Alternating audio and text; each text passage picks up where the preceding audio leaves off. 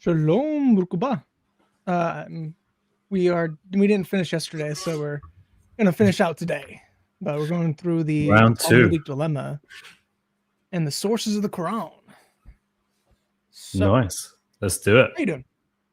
I'm doing good. Yeah, doing good. Less technical issues. So fingers crossed. Everything is all good. Nice.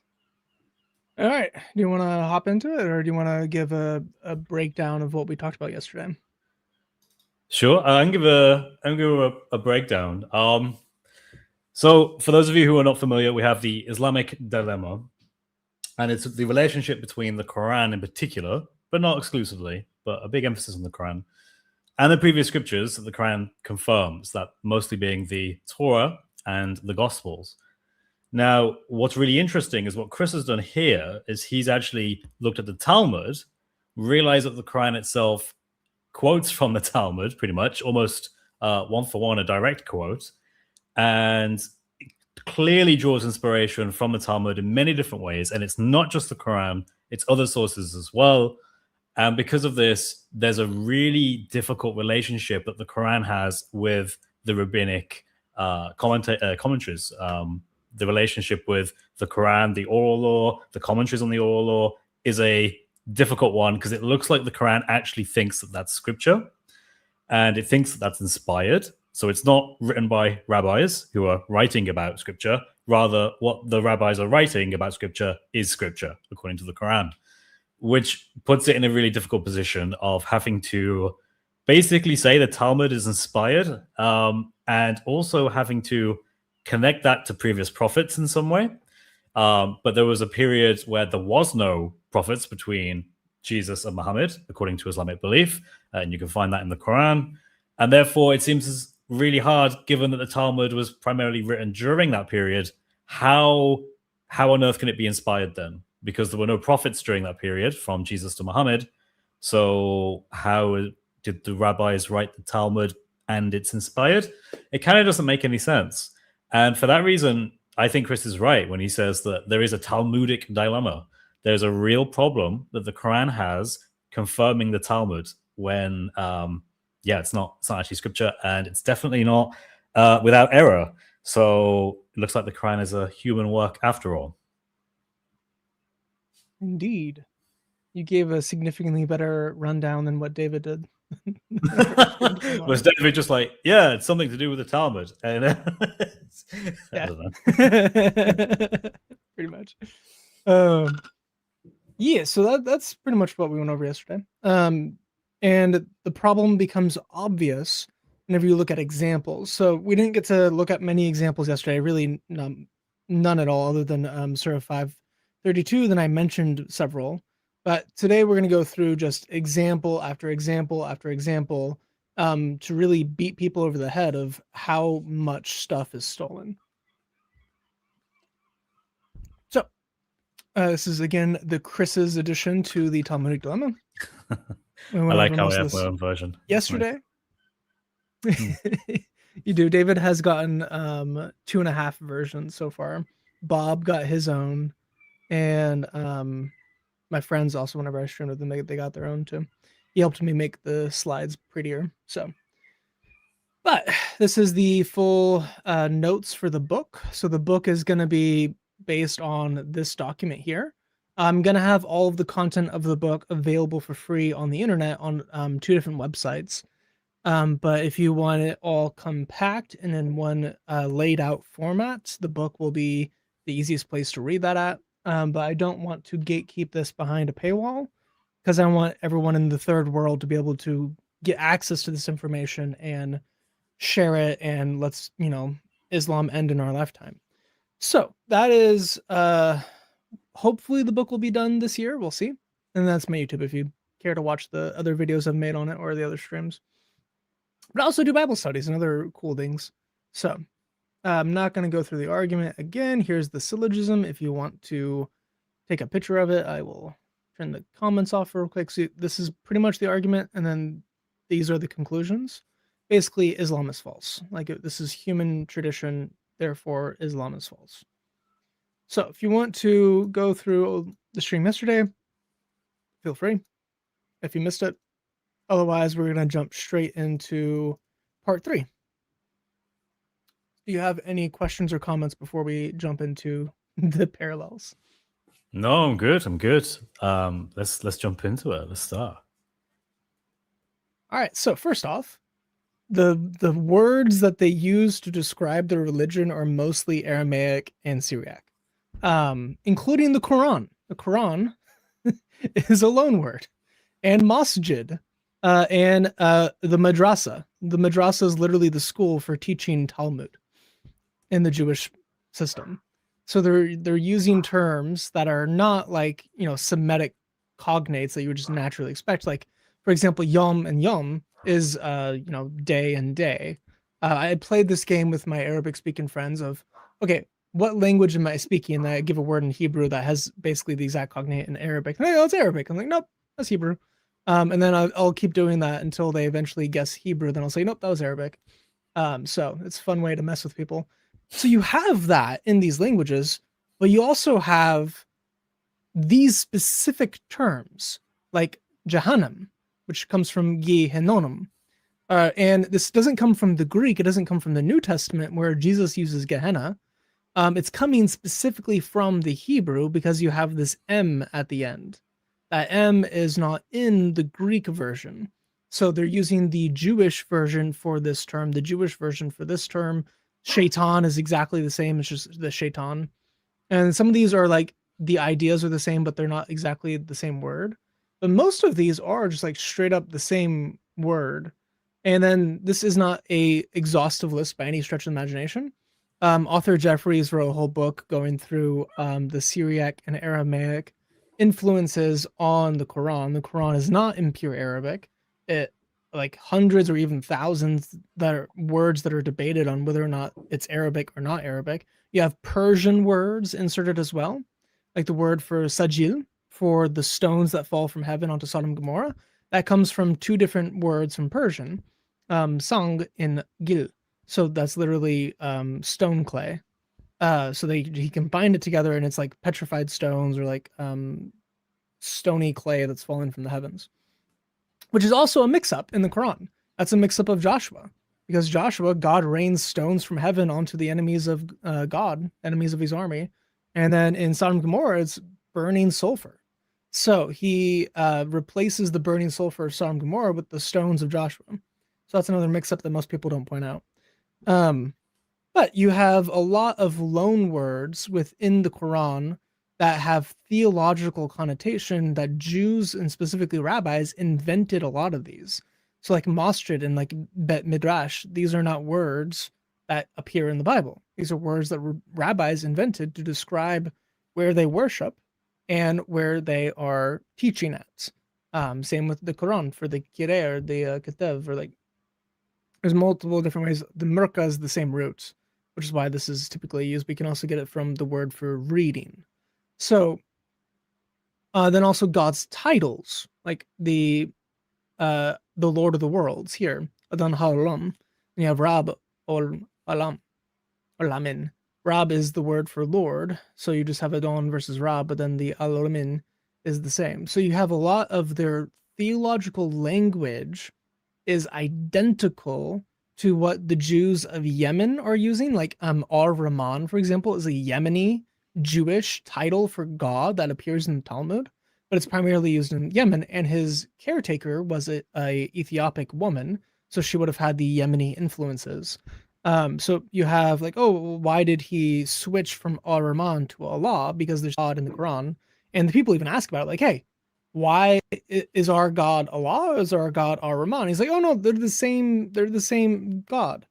So he confuses his people by switching between these names, but Allah is, as far as I can tell, Arab pagan. It's not Jewish. Ar-Rahman is Jewish, so he switches from a Jewish name to a pagan name. And Allah is not from Eloah. It's not from the Elohim.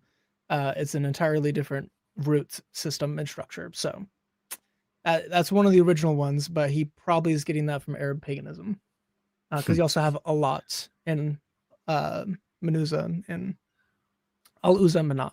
So you have Allah, and that's the female Allah, So it's the god and the goddess. But anyway, you have all this borrowed theology, including the ideas of like shirk. So associating a partner with God in the Quran is the unforgivable sin in Surah 4:48.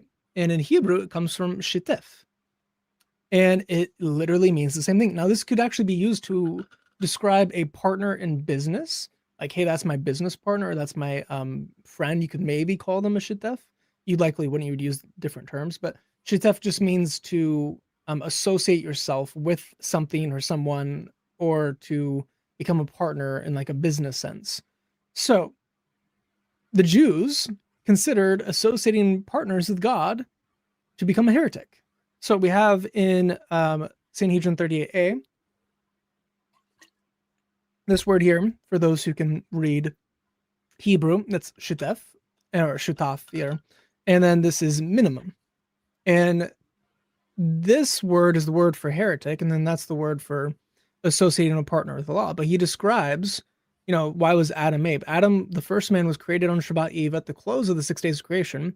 And for what reason was this so? So that the heretics will not be able to say that the Holy One, blessed be, had a partner in the acts of creation. This is also the same passage which we went over last time with the Surah 5:32. So the idea here of why was Adam made alone, it was to, if you destroy one man, it's used if you destroy the whole world. So there's multiple opinions that are happening in this section, and we get kind of multiple, reasons from it that end up in Islam. So you have in the next section of the tractate that you have this associating a partner with God in the acts of creation specifically. So it's not just idol worship, which idol worship has its own category, which is involved with shirk. But here we have specifically, if you associate a partner with God in the acts of creation, you're all of a sudden a heretic. You are a kafir. And in Sanhedrin 36 or 63a, we also get that anyone who links the name of heaven with something else, euphemism for an idol, is uprooted from the world. So if you do this specifically shataf here, so it's the same word, same root. If you link a name with God, you are uprooted from the world. And this is, kind of mirrored in the Quran, where if you associate a partner with the name of God, like the world shakes. So you have a similar idea, but then you have this category of kafir as well, which also comes from the Jews. So it's kufr versus kafir, but it literally means to deny. You are a denier. You have concealed. So the Jews use it the same way. It means a disbeliever or a denier. And it is used in the Bible, because it's actually a biblical word, to atone and to cover sin, because this is what's happening on Yom Kippur. Well, this idea of a kofar ba ikar is the later rabbinic title of an unbeliever, a heretic, an apostate. So if you commit shitef, you are a kofar. Well, if you commit shirk, you're a kafir. So, pretty fun. Sanhedrin 90a, you have this exact same phrase here. So this is kafir. And why is one punished to the extent for saying that there's no resurrection of the dead derived from the Torah? So you're punished for not believing in the resurrection. What does that sound like? That sounds like the Quran. The sages taught in a Brita, he denied the resurrection of the dead, therefore he will not have a share in the resurrection of the dead, as all measures dispensed by the Holy One, blessed be he, to his people are dispensed measure for measure, i.e. they respond in commensurate with the action. This idea of denying here is the kofar, or it's kafar here. So the kafar here is the denier of the resurrection of the dead. And this is one of the primary things that they're worrying about in the Quran is, the idea of the resurrection appears dozens of places in the Quran. And those who deny the resurrection of the dead, the pagans, they will not be saved. They will be resurrected onto hellfire. And the Jews believe and say the exact same thing. Also, feel free to stop me whenever you have a question or I'm just thinking this through. Yeah, well, I mean, just so far, what we're seeing here is that you have clear terms that are not only loan words from rabbinic sources, but you actually have the same idea, either exactly the same or incredibly closely mimicked, and it just seems to take it for granted in the Quran. So that would imply that the Quran has heavily. It's not even. It doesn't need to define these things because the audience already knows it. So there's already a rabbinic influence on this that's just not questioned, because why would you need to? The audience already knows this. It already knows, kufa and these kind of terms, and that's why it feels so comfortable in like Surah Al-Ma'idah ayah 32, just to basically quote from a well-known aspect of the Talmud. So yeah, I'm just thinking that through and just processing it all. Yeah. We had a comment saying that you can't see the screen, so I'll go back so you can see it and take screenshots and pause it. But yeah, someone mentioned also that we shouldn't translate shirk as associating; it should be partnering. Economicon. It's the same thing. It's pretty much the same thing. But yeah, I will try to remember to take the chat down, or I can probably hold on. I can make it wide. Can you make it super wide? I guess it can only goes like so far, right? Yeah. No, they don't give you that much control on where it goes. It's not. I wish I could just use OBS through StreamYard. That's such a tedious thing, man. Yeah. But I will read it verbatim, so you're not missing out too much. And you can again look up like the sources themselves won't be covered. But so that is the idea behind the theological usage. So a lot of the words that they say, oh, well, you don't know the Arabic, so then therefore you can't know the truth. Well, it's not even Arabic a lot of the time, which is just really funny. I told you theological terms. Like Dr. Was it Yasakadi? He wrote a book where he talked about some of these things, and one of them was the problem of obvious non-Arabic things in the Quran. And he had an explanation as to how he could say it's 100% Arabic. The Quran is 100% pure Arabic, right? According to him. Mm-hmm. And the way he argued for this was so, I love it. It's brilliant. Basically, it wasn't Arabic until the Quran came down. And then at that point, all of it became Arabic. It just sort of got sucked up into Arabic. So it is Arabic. It is 100% Arabic. It's just that it all flipped. So you had like these Syriac words, these Greek words, whatever. No, they just flipped and became pure Arabic. And I was like, oh, that's so amazing. Yeah. One of the translators, I think it was Pickthall, but one of the Muslim convert translators who was a Christian who like studied Hebrew, he made multiple notes in his translation of, I didn't quite know how to translate some words because I kept getting confused thinking they were Hebrew. He was like, it should be Arabic, but it kept sounding like Hebrew. That was very weird. Yeah, that's funny.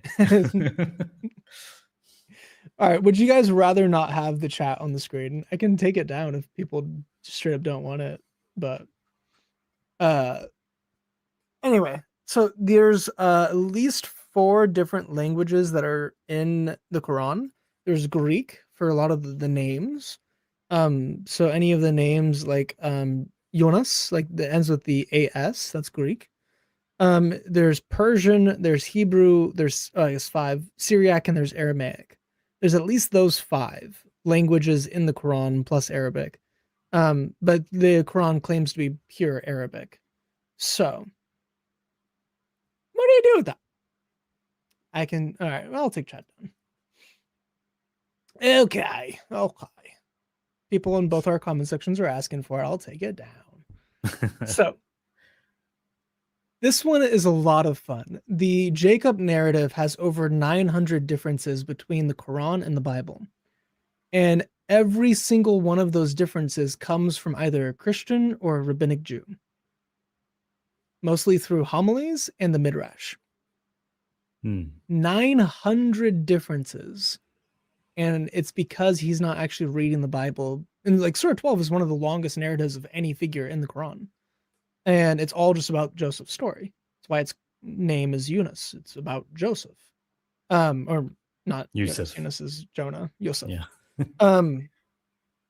I mixed up my names. So you have this entire surah about Joseph, and there's 900 differences between the two stories, and all of those differences come from Christians and Jews. I have the Jewish sources here.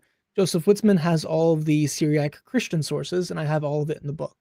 So if you want to read before my book is ready, you can go through Joseph Whitman's PhD thesis, The Syriac Milieu of the Quran, which is free online in PDF, or you can wait for my book, but I have all of the Hebrew sources here, at least a number of them, not necessarily all of them, because this is pretty extensive. But let's go through Jacob's story and Joseph's story piece by piece. So in Bereshit Rabbah, which is the big book of Genesis, is literally what it means. So Rabbah is like large or to increase something. Bereshit is Genesis. It's the first word of the Bible. So this is the big book of Genesis. And this is sometimes called Genesis Rabbah. But this is chapter 91 and paragraph 6.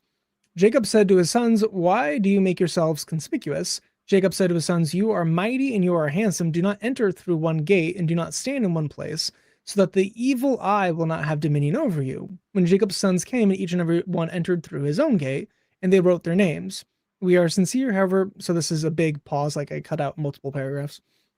They're questioning him, like, why did you go through different gates? And they said, "We are sincere, however, this is what our father commanded us to do. Do not enter through one gate." So there are apparently 12 gates to the cities, and they entered each through a different gate. And then Joseph would read the gates logs, because you would have to write your name down whenever you went through a gate, which is realistic. But so he was reading all these logs for these different gates. He's like, "Oh, that's my brother's name. Oh, that's a brother's name. That's a brother's name." So he's like, "Oh, my brothers are here." So then he went and sent his guards, and they like wrestled him up. But there's this idea of like, why did he not want them to go through one gate? Because this isn't in the Bible whatsoever. The idea of don't go through multiple gates is not biblical. The idea of the evil eye is also not biblical.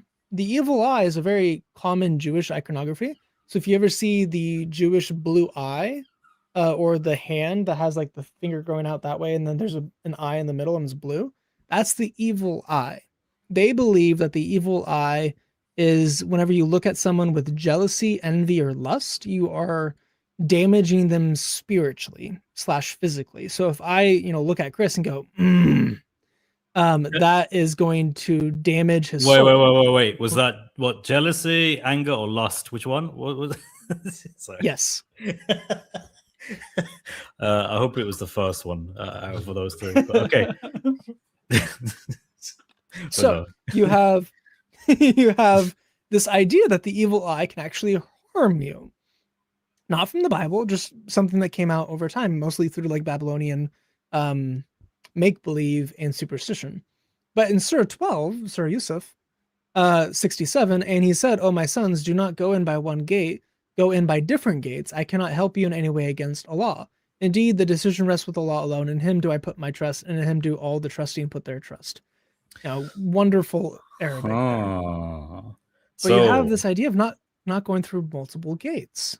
Yeah. That's not from the Bible. So a non-biblical story, but is something that's found in Genesis Rabbah, is a later rabbinic expansion or commentary, or however you want to, they came up with this additional narrative to explain things. In the 400s, is found in the Quran. That's interesting. Yeah. And, if that was a one-off, that'd be like, oh, well, you can maybe explain that away. What if I tell you that happens over 1,000 times in the Quran? Oh, man. It sounds like we have a Talmudic dilemma on our hands. Yeah, I originally wanted to name it the ear dilemma. But then I didn't know if that was going to do as well as the Talmudic, because people you made a good choice there. The Talmud. Yeah. Well, if I saw the ear dilemma, I'd be like, what? Especially like, if I didn't have a clue about what that was in reference to, and I was just like, this guy's telling me that the Quran has an ear problem. I'd be like, what? No. I was so tempted to that. That was my original title. Then I decided to go with the Talmudic Dilemma as a joke. And I even put like a trademark in my first video I made on it. And then that just kind of stuck. So I was like, oh, well, I guess I've actually named it this forever. So, yeah, you can call this the Midrash dilemma, the ear dilemma. There's so many, because it's not just the Talmud he's pulling from. but the Talmud is one of the primary sources. Bereshit Rabbah is also one of the primary sources. It's almost equally used as the Talmud. So if you only want to read one source to see all of the parallels between Islam and rabbinic Judaism, you just read this source. Don't read the Talmud. Read this one first, and you will get everything. You will see so much. The first chapter and the 8th chapter are used extensively with many different views of Islam. So you don't even have to make it like 10 chapters in to get like, wow, this is the most Islamic Jewish book I've ever read. Then you realize, oh no, the Quran is actually just a Jewish Islamic book. So Islam is a Jewish cult. But it actually gets a little bit deeper whenever you look at the tafsir. So the tafsir actually quote even more closely to the Midrash and the Talmud all the time. So I have Ibn Kathir, Tabari, and Jalalain. Ibn Kathir is pulling from Tabari. But this is from the same passage. Allah says to Yaqub, Jacob, peace be upon him, ordered his children when he sent Benjamin with them to Egypt to enter from different gates rather than all of them entering from one gate. Ibn Abbas, Muhammad bin Qayyib, Mujahid, Adahak, Qatara, As-Sudi, and several others said that he feared the evil eye for them. Wait, the evil eye is not a biblical concept. That's a rabbinic concept. Why is Ibn Abbas, and Mujahid and Qatada, like big named guys, saying that it's because he feared the evil eye for them that he sent them through different gates? Again, that's not in the Quran, it's not in the Bible, but is in Bereshit Rabbah. So they're adding these details to the Quran. Wait, went forward too much. We're adding these details from the Quran into the tafsir, pulling it from the Jews. And then they answer, because they were handsome and looked beautiful and graceful, he feared that the people might direct the evil eye at them, because the evil eye truly harms by Allah's decree and brings down the mighty warrior rider from source. So that's Jews, interesting, because it's not only the same name, the evil eye, but also the same, or at least a very similar understanding of what the evil eye is. So again, yeah, interesting. Yeah. So if you do a keyword search for evil eye in the tafsir and a keyword search for evil eye in the Talmud and Bereshit Rabbah, the way they talk about it, identical. It can lead to spiritual ruin, like Job. It can lead to physical illness, like leprosy, and it can lead to death. So, checking out booty can kill people, according to Jews and Muslims.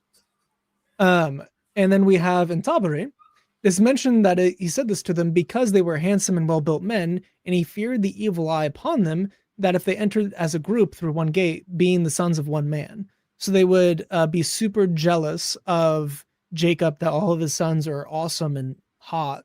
And he feared that the sons themselves would get like lusted after by both the men and the women. So Jalalain, and he said, oh, my sons, do not enter Egypt by one gate, but enter by separate gates, lest the evil eyes smite you. So now it's literally the smiting. Yeah, I cannot protect you by this that I have said against God. Min Allah. Ilahi min is extra, anything by which. I don't think I actually need to read the rest of it. I probably cut this off. Anyway, so we have 3 different interpreters for this passage, all adding the detail of the evil eye.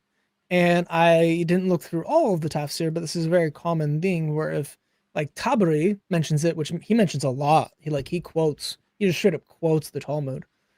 He mentions a lot of the Jewish sources. So therefore, Ibn Kathir and Jalalain, like these later guys, were also just quoting Tabari, but Qurtubi does as well.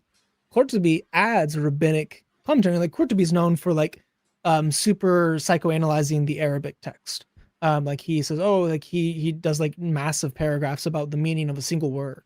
Yet Qurtubi as well also uses the Jewish and Christian sources to understand the Quran, mostly from Ibn Abbas, Mujahid, Qayyib al-Abar, and Abdullah ibn Salam. So like it's the same dudes all over the place that are giving this rabbinic knowledge to the people. But Ibn Abbas is one of the primary people who is giving Jewish knowledge. And this is a companion of Muhammad who's deeply important for the formation of the Quran. So it's like you have primary sources in Islam using the Jewish understanding to explain their Jewish book. And it gets way more interesting whenever we go deeper into his story. This is one of my favorite examples. So whenever we're trying to deduce influence versus coincidence, you have to have a series of events that are basically in the same order with the same details, and not just similar details, but like details that are unnaturally weird or specific. Like if I said I saw a pink elephant with horns out all of his sides riding a school bus in the air with flames shooting out the back as they kicked on the Nas, and then someone gave the exact same description of an event, that would seem like either we saw the same event or we were influenced. If they come hundreds of years apart, you would assume that it's influence, because obviously they can't observe the same event if it is that far apart. Or he has a time machine, but yeah. Or if you have a time machine, yeah. So the Talmud here is 100 to 300 years before Muhammad. The Midrash is about 200 years before Muhammad. And we're looking at all of these things that have very similar details showing up in the Quran and showing up in the tafsir to explain the Quran, to add the context and backstory to it. This is one of my favorite examples. So Rabbi Yohanan said, this is Sota 36b, paragraphs 11 through 14. And these paragraphs, by the way, for those who don't know, these are man-made. These are not actually part of the original source. If you say, paragraph 11 to a Jew who doesn't use Safar, they're going to look at you like you're crazy. So typically people just say Sota 36b, and it's just a page of text that you have to read all of it to understand what they're talking about. So Safara, the main website for rabbinic manuscripts and writing, they added basically like verse numbers, but they're like paragraph numbers, which is very helpful for quoting. But whenever you look through other Jewish sources, you're not going to see these paragraph numbers. Right. So just a little heads up for people when they go and study this themselves, especially if you're going through like the Jewish encyclopedics. They have a lot of it. The Jewish encyclopedia has chronologed a lot of the Islamic influence from rabbinicism. So Wiki Islam also has a lot of it. I have more than both of them combined because I've just no life to this for a year, but they have a lot of it already. So if you want to like dig into this, go to Wiki Islam, Jewish or rabbinic influences on the Quran. You can do the same thing with the Jewish encyclopedia. Look up a name, then at the bottom of every section they have, this is what it is in Islam, because it's so common. Islam gets its own section in every entry of the Jewish encyclopedia. So this is Sota 36b. And Rabbi Yohanan says, this teaches that both Joseph and Potiphar's wife stayed in the house as they intended to perform a matter of sin. So they wanted to do this together. This is specifically Whoopi, doing the hanky spanky. One says he entered the house in order to fulfill his sexual needs with her. That day was their festival day, and they went, the Egyptian festival day, and they all went out of their houses to idol worship. So all the Egyptians are going out into the yard to go and do idol worship, and then, do whatever they do with each other, which I have a video on that. If you've not seen my golden calf video, I have a video on the festival of drunkenness and where the golden calf comes from and who the god of the golden calf is. It's a pretty good video. Check it out. It's quite a crazy story. I had to censor a good bit of the original stuff. Anyway. And she told them that she was sick and could not go. So she said to herself, I have no day in which Joseph will attend to me like this day. The verse states, and she caught him by his garment, saying, lie with me. At that moment, his father's image came and appeared to him in the window. So he intended to do this sin, and he wanted to fulfill his needs with her. She caught him, and he was gonna do it, but then Jacob's image, who's still alive, mind you, but Jacob's image appears in the window, specifically in the window. And the image said to him, Joseph, the names of your brothers are destined to be written on the stones of the ephod, and you are to be included among them. Do you desire that your name to be erased from among them and to be called an associate of a promiscuous woman? Mind you, none of this is actually happening. The ephod isn't even discussed or thought of yet, or I guess not thought of. God already thought about it, but Moses hasn't revealed it. Like, this is basically extreme levels of prophecy from Joseph to convince him not to, get crazy down bad with this woman. Immediately, and his bow abode. So he listened to his dad, and then immediately his bow abode firm. This is a euphemism, which means, Rabbi Yana says, in the name of Rabbi Meir, this means that his bow, i.e. his rod, returned to its strength. He got hard. As he overcame his desires, the verse about Joseph continues, and the arms of his hands were made supple, meaning that he dug his hands into the ground and fluid was emitted between his fingernails.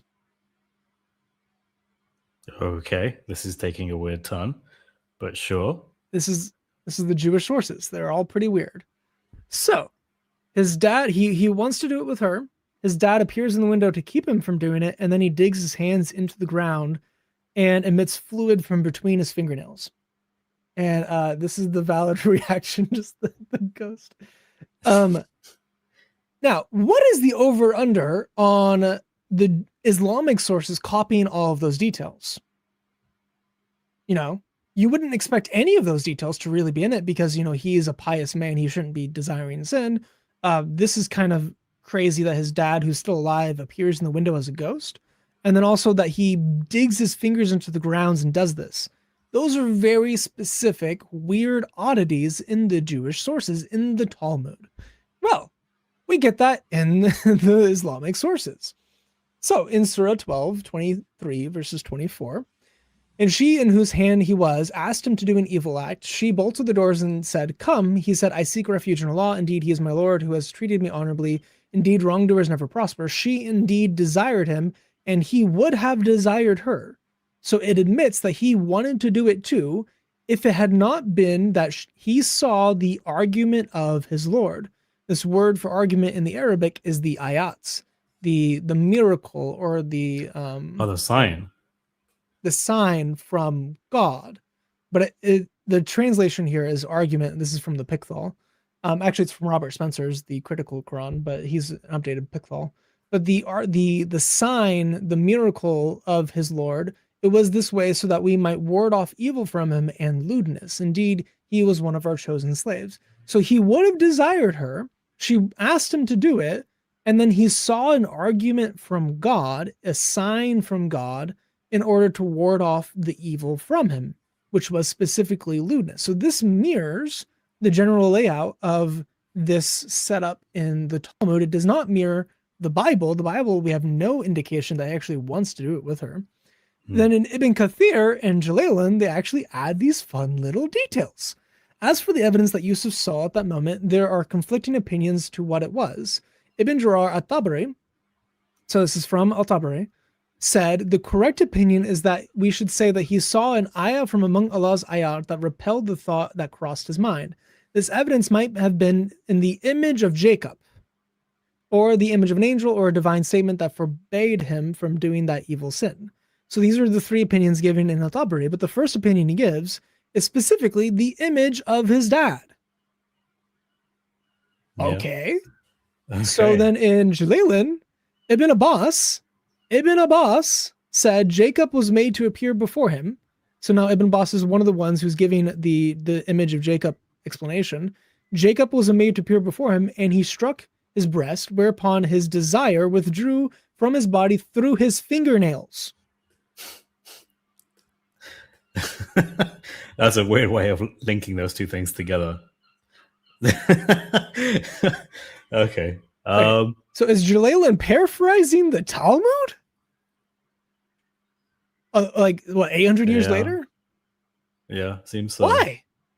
Why would Jalalain at this point, like, you know, the Jews already did means at this point, like, why would Jalalain, I think in the 1400s, why would he quote the Talmud to explain the Quran?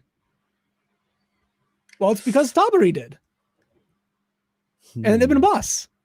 According to their isnads, their guys, Ibn Abbas is the one who said this thing that is exactly from the Talmud. So why is Ibn Abbas quoting the Talmud or paraphrasing the Talmud about this section of the Quran for the argument from his Lord, for the sign from his Lord? This is the sign. Just to tie this all back, this means that the Quran is influenced by non-prophetic writings. In other words, this isn't Allah giving revelation at a different point in time that the Quran is just quoting from, because ultimately that would all go back to Allah, so that would be fine, right? From their way of looking at the Quran. But it goes back to men who were not prophets. Yep. They were not messengers. Yep. They were just religious scholars in the rabbinic tradition, and they came up with these man-made explanations of things that are not found in the prior scriptures that Allah sent, Islamic Dilemma. But this is the whole Talmudic problem. This is the big issue. And I don't think there's an answer to this. I really don't. But yeah, carry on, Chris. Yeah, I don't think there is either. I do want to correct one thing in the chat. They have Talmudic manuscripts dated long before Muhammad? No, they do not. They have fragments from the Ginza collection that date back to the 600s or 700s. So we know it goes back to roughly right after the time of Muhammad. We have manuscript copies. Now we have a bunch of witness statements, including the Talmud itself, that says it was dated to right around the early 500s. And then there's a couple scholars that are dating it later and later, because it seems to be competing with the the Jerusalem Talmud. In the Jerusalem Talmud, we have a firmer date of, I think it was like 350 to 400. So it appears like the Babylonian Talmud was trying to be completed around the same time. And there is a research paper that came out in 2023 on that topic of the Babylonian Talmud is likely much closer in date to the Jerusalem Talmud than it is to the Quran. So we have a bunch of witness statements. Excuse me. We have a bunch of witness statements saying that it was made in the 500s, and traditional later historians and scholars from like the 600s, 700s, 800s that are all saying the Talmud was written in the 500s. So it's like a relatively recent scholarship and historians that are saying, yeah, that's when the book was made. So we do have, and then obviously it doesn't have any Arabic in it, so it's not after Muhammad. It wasn't influenced by Muhammad and Islam. But again, he's copying the oral tradition. Now, the tafsir is for sure quoting at times from the Talmud, or at least paraphrasing it. Like, I don't know if I would say that Ibn Abbas here is paraphrasing oral tradition or paraphrasing literally just sota, because this is very specific. Now, granted, this could be from the oral tradition that they're copying from, but we have no way to know whether it was oral or from the written sources.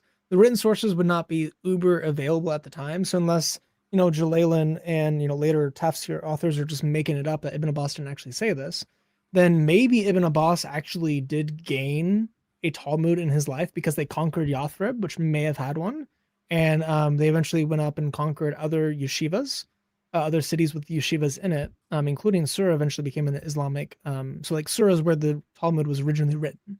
So they eventually conquered the city that wrote the Talmud to begin with, and likely would have had original copies. So they did eventually gain manuscript evidence and access to it in like the late 600s, early 700s, before all the tafsirs being written.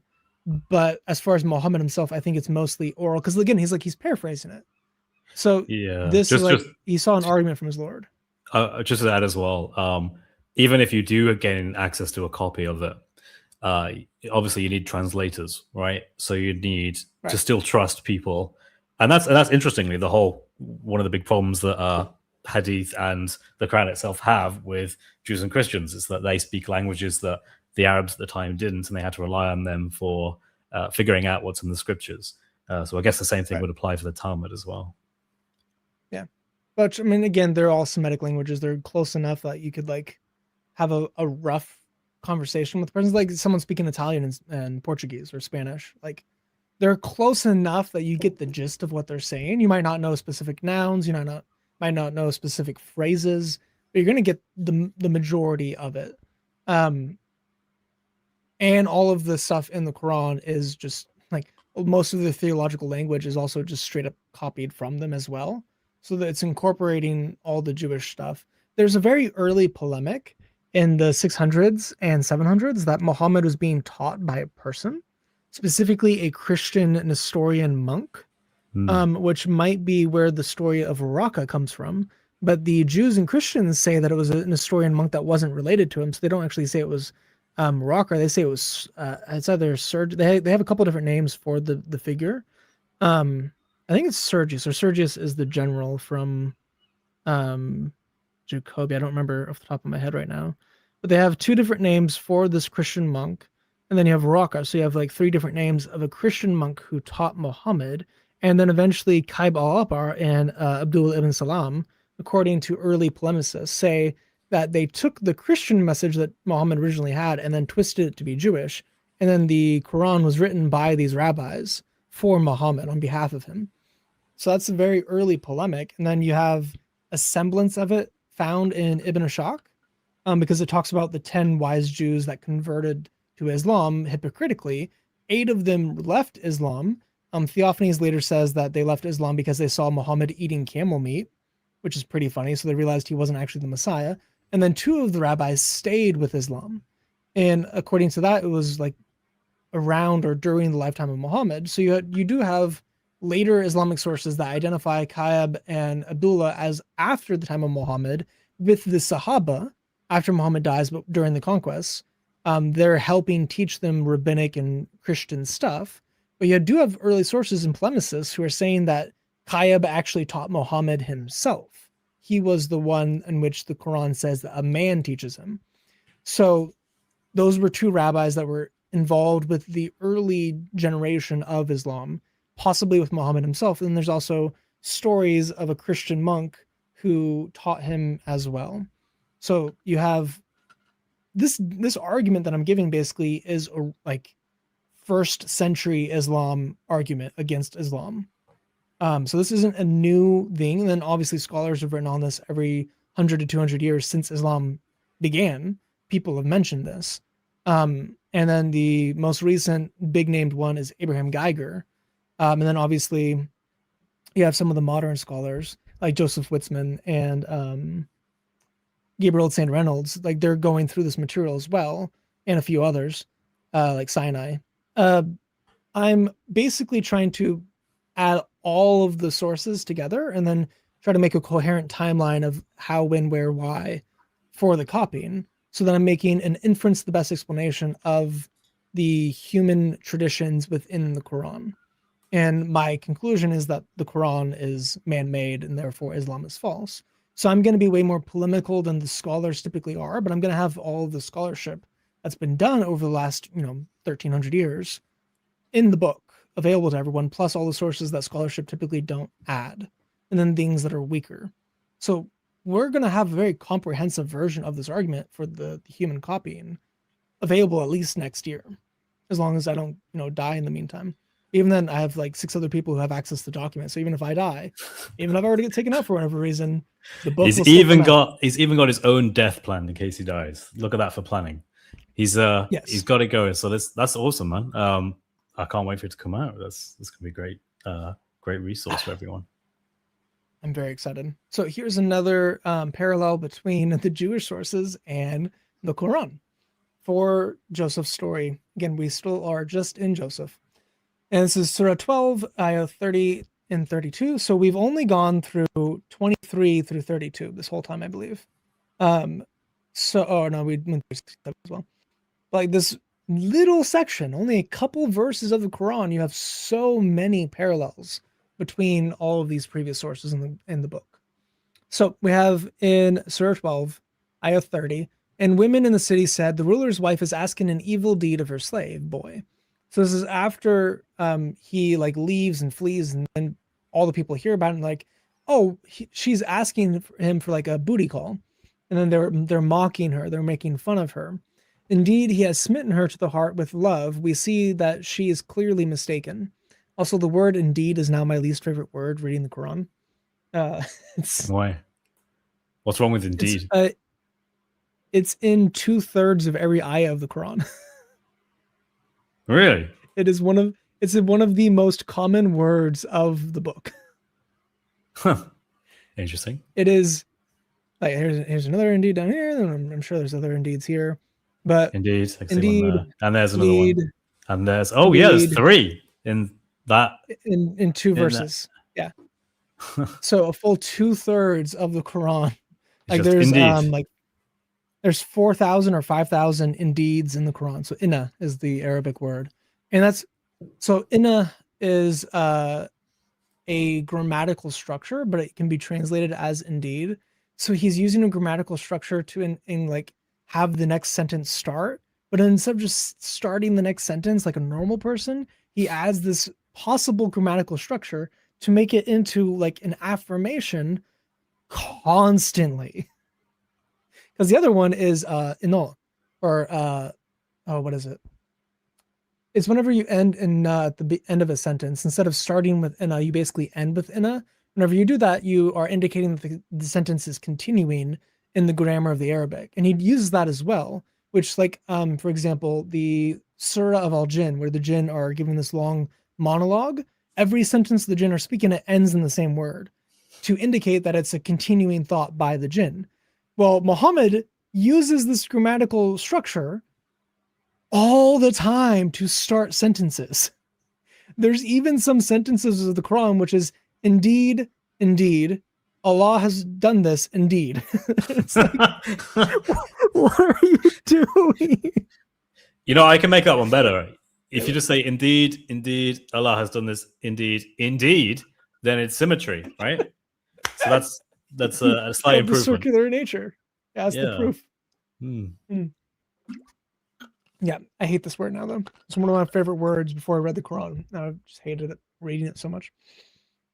Indeed, he has smitten her to the heart with love. We see that she's clearly mistaken. And when she heard about their sly talk, she sent them and prepared a cushion couch for them and gave every one of them a knife and said, come out to them. And when they saw him, they praised him and, exclaiming, Allah is blameless. So whenever you read this with no context. Is that your attempt at avoiding the algorithm thing? Yes, you can't say it because all right, indeed. You gotta say, what about people who aren't looking? They're just listening. They injured their fingies. Yeah, let's go with that. Yeah, injured their fingies with the knife, exclaiming, Allah is blameless. This is not a human being. This is nothing other than some gracious angel. And she said, this is he because of whom you blamed me. I asked an evil act of him, but he abstained. But if he does not do my bidding, he indeed will be imprisoned and indeed will be among those who are brought low. Also, now that I've pointed out the indeed, you guys will see it every single time you read the Quran. Really, now I'm going to see it everywhere. Really yeah. Also, this verse has indeed. This verse has two indeeds. This one doesn't have any. So I'm never going to see it the same. So annoying. So we have this detail of them like hurting their fingies. And like, well, this is kind of strange. Why in the world are they hurting their fingies? Like, oh, they're like in so much angst about looking at him that they like, but no, that's not what's actually happening. If we read the Jewish sources, we can actually understand what's happening in the Quran. So in Tahuma Vayeshev 5:2, our sages inform us that on one occasion, Potiphar's wife assembled a number of Egyptian women so they might see how very handsome Joseph was. And the reason why she did this is because they were making fun of her in the original source. So they're making fun of her, which is parallel. Then she comes and like, hey, see how hot this dude is, then you'll stop making fun of me. But she summoned Joseph. She gave each of them an ethrong, a citrus fruit, and a knife. And when they saw Joseph's handsome countenance, they hurt their fingies. She said to them, if this can happen to you who only see him once, how much more so does it happen to me who must look at him constantly? Each day she strove to entice him with words, but he suppressed his evil inclination, which is rabbinic talk for temptation / sin / the angel of death / Satan. All of those things are the same thing. The idea here then is that actually they weren't just intentionally cutting their hands. They were just meant to eat some fruit, cut some fruit, but they were so distracted that they ended up cutting their hands. Oh, wait, I got to use the slang. Yeah. They hurt their fingies by cutting through. They hurt their fingies. That's it, yeah. Yeah. So they were peeling ethrongs and cutting it up to eat it. And they stopped paying attention. They're like, oh, and then go, so just straight through into their little fingies. Right. This makes sense. This is a source that actually, like, yeah, I can see how that would happen. The Quran's version makes no sense whatsoever. It just adds this detail that is just like, just out there. Like, okay, that's not from the Bible. What in the world is happening? If you've never read the Tafsir, which uses the Jewish sources, you've never read the Jewish sources, you've only read the Quran, you're a Quran only Muslim. What does this mean?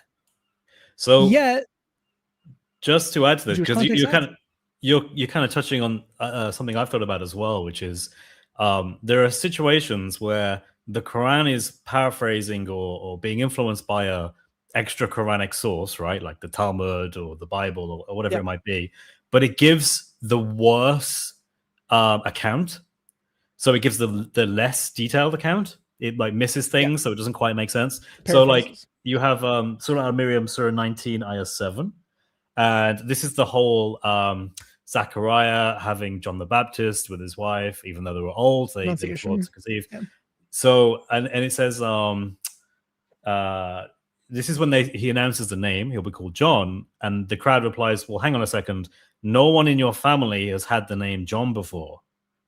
But the Quran takes this whole story, and when it gets to verse 7 of chapter 19, it says, and no one has ever had the name Yahya, which is their version of John, before. No one in the family has had the name, but no one has ever had the name. No one. Yeah. Which you got to, first of all, that's factually wrong if you take it literally, because there are people with the name Yahya who predate Muhammad, who predate John and have had this before. But not only that, but if you look at how the scholars deal with this, do you know what they do? They just go to they just go to the Gospels and they go, oh, well, actually, we read the Gospel of Luke, the first chapter. Turns out it actually says in the family, so we're just gonna like go with that interpretation.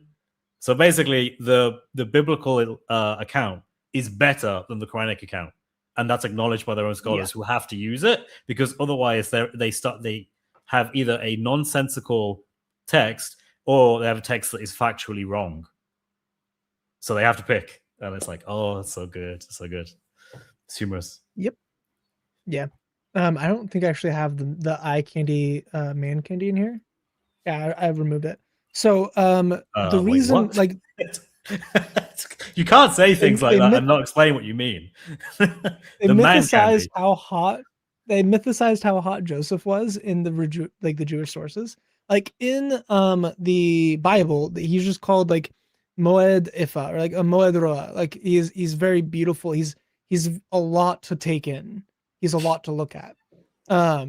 So it's translated as well built and handsome, but he's actually just described as extremely beautiful of appearance, or like stunningly beautiful. This is actually the same word used of his grandma, Rebecca. Rebecca is called this whenever she was apparently 3 years old and watered 10 camels. But she is called that. There's only like 4 people in the whole Bible that's called that phrase. So they're like, oh, well, this is a unique thing about Joseph. He was just so hot. And they came up, like that's the premise. And they came up with all of this nonsense to stack onto it to describe how hot he was. And they had like women up on the walls of the cities, like trying to peek in through like the bars of the windows to like get a glimpse at him as he's walking by. He would comb his hair, curl his eyelashes, and walk on his tippy toes to like lift up his butt to make his butt firmer. And there's so many of them. Like women would like faint and swoon whenever they saw him. Like he is described as an angelic presence, like a man beyond men. Which is why this story of the hurting of the fingies actually exists. In the rabbinic sources, Joseph is so handsome. He's like not even like he's barely human. He's just like this perfection of masculinity, so much so that both the women and the men want him. So Potiphar was apparently how can I phrase this with the way YouTube will like it? He was emasculated by God. So God cut off everything in order to keep him from graping Joseph, because apparently Potiphar bought Joseph for the purpose of having intercourse with him. So then God emasculated him violently. So, and then Potiphar's wife decided to get in on the action. Oh, so he was so hot. Okay. He's so hot that both males and females. I was going to say, not only Potiphar's wife, but also Potiphar himself. Potiphar himself, which is also how they get to the name Potipharah. So the female name of Potiphar in the Bible that comes up, like, oh, that's Potiphar after he's been emasculated. Now he's a woman.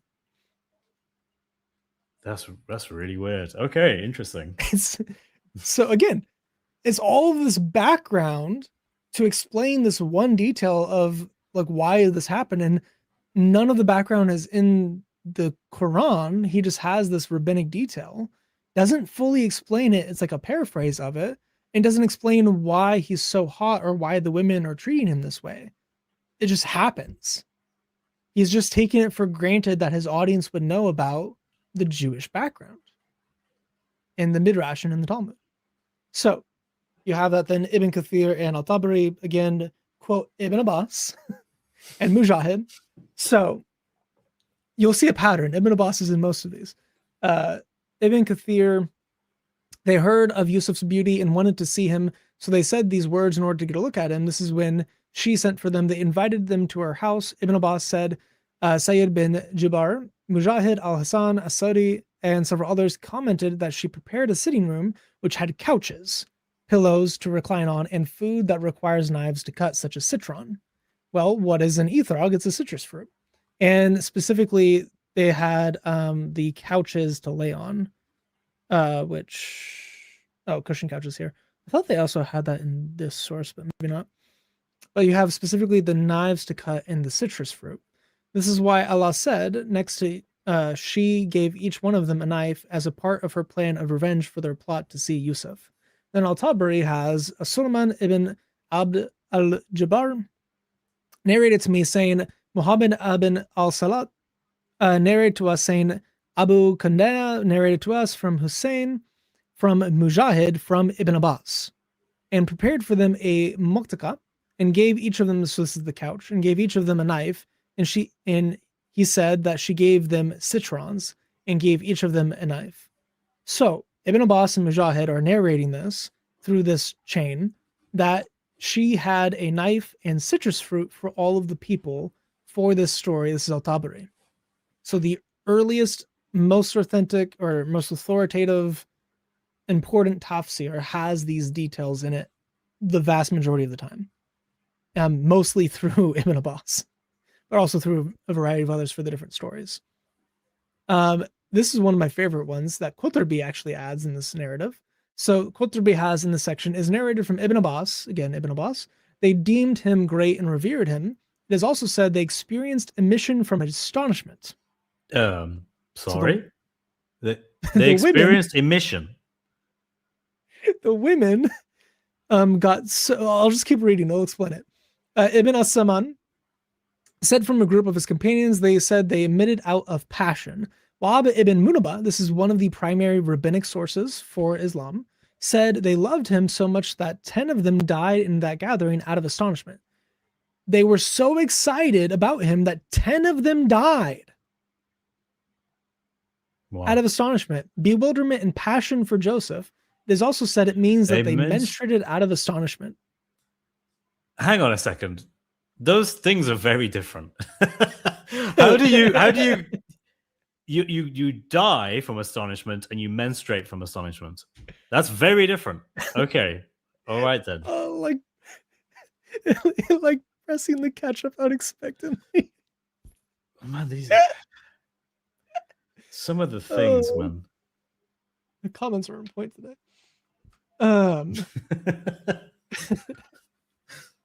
The Quran feels like a bad movie renewal, like the whole female Ghostbusters versus the OG movies. Yeah, I can understand that. Man, this is just some of the things. This is a Jewish belief, by the way. The emotional excitement might. Sorry, I'm reading ahead. The emotional excitement might have caused her to have a flow of menstrual blood. Okay. So this is a Jewish belief that women who get too emotionally stimulated or sexually stimulated will actually start bleeding uncontrollably. But you have to ask, why did Rava come up with this? Because this is Anita 66a. So earlier in this passage, I just thought, like, I'm gonna have to be like, right, let's talk about the Islamic dilemma. Right. So women menstruating. I don't want to do that, Chris. It's so funny. Well, this passage is also relevant because this is maybe where Mutza comes from. Okay, because the So Muto has to get in here somewhere. All right. yeah, NIDA 66A. Earlier on in this section, and I believe it's also in Yevamot 37b. So this is the ones for marriage and betrothal. So these are the tractates on marriage and betrothal. You have Rava giving this explanation, saying, with regard to one who proposes marriage to a woman and she accepted it, the emotional excitement might have caused her to have a flow of menstrual blood, which would render her ritually impure and prohibit her from engaging in intercourse. Why does Rava come up with this? Well, it turns out two of the Babylonian rabbis, whenever they traveled for work or for teaching or whatever else they were doing, they apparently would go to the town square in the evening and yell out, "Who wants to marry me for the night?" Okay. Right. They would just solicit single women to marry them for the evening. And Rava was like, well, we can't have, the sages going out and just doing muta with a bunch of random women This everywhere reminds they me go. of something. Yeah. Yeah. This is also in the middle of a debate on why a man can't have wives in multiple cities. And the reasoning is, if a man goes out and gets married in multiple cities, you might accidentally cause the children of both marriages to marry and cause an abomination in the land through incest. So you don't want your kids to accidentally commit incest because they don't realize that they're related. Wait. Wouldn't that only happen if you didn't know your dad had multiple wives who had kids, Yeah, right? Wait, that implies that would that you did a Muhammad job and you married in secret and you didn't tell anyone. yes. Oh. Yep. They then continue to go and say, oh, well, this rule doesn't apply to sages because they're so well known. Everyone will know who their dad is. So then therefore they can't accidentally commit incest. So the sages are allowed to do muta because they're popular. So if you get popular enough, you're allowed to do it because there's no risk of incest. So someone tell Muhammad a job quick. If you get popular enough, muta is permissible now. But then Rava was like, well, that still has like the sages who are supposed to be like the most pious people ever. These are the people that are supposed to, because again, as we mentioned yesterday, you have to follow the sunnah of the rabbis. They are so pious, they are so holy that whatever decision and action they do is perfectly holy. You must imitate it. There's even this idea that the Talmud, the students of the rabbis, they follow the rabbis so closely that the dust of the rabbis' footprints land on their students. So they're like carbon copies of each other. They're doing exactly the same thing. So one of the rabbis that went out and was like, hey, who wants to marry me for the evening? His student was the other one who was doing it. So Rava, in order to protect the dignity of these rabbis from going out and doing muta, this is his response. So, well, even if they did do this, because, they have a bunch of people saying that they did, even if they did do this, it doesn't matter because they're not actually having intercourse with these women. They're doing it in order to protect them from being tempted with lust, because it's easier to withstand temptation if you have bread in your basket and if you didn't have bread in your basket. That's literally the phrasing they use. So it's easier to not eat food whenever you have food than it is to not eat food whenever you don't have food, according to them, which doesn't really make sense, but that was their reasoning. And then he explains after that point, oh, well, the women, because the sages are so popular, they're so, they're the sages. Any woman that would get proposed to by a sage would get so excited about it that she would uncontrollably bleed. And then the rabbi can't have intercourse with her because she's ritually impure. So, okay, this is the reason why you can't do it, according to Rava. But this rabbi's opinion ends up in Okotomi. Al-Qurtubi was a learned man. He knew about all the great commentaries that came before him, clearly, and he only picks the finest ones, like these ones, apparently. But oh man, it's so funny. Anyway, so this is Judgment Day. This is one of the big ones. Judgment Day and eschatology makes up around 33% of the Quran. The stories of the prophets make up around 25% of the Quran. So this is more, there's more stuff on hellfire, on Jannah, on Judgment Day than there is on the actual stories of the prophets. And if you've read the Quran, you know how much there is about the stories of the prophets. Yes. So all of Judgment Day, all of their eschatology is just straight copied from the Jewish sources, a little bit from the Christian sources, but it's mostly from the Jewish sources. So this is one source, one section of one tractate, right? Has all of these parallels. I've actually, like, you see all these dot dot dots. I'm cutting out a lot of text, but this is just 3 pages, 2a, 2b, and 3a. 3 pages of a single tractate are going to have all these parallels. So let's just read it, then you can think to yourself, oh yeah, that sounds like Islam.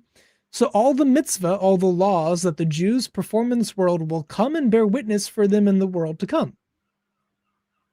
Well, that sounds like the Quran. Like, you know, all the surahs, if you listen to the surahs, if you practice what they teach, the surahs will intercede for you on Judgment Day, according to Islam. Here we have the laws. If the laws that you're doing, the laws will come to life and bear witness for you.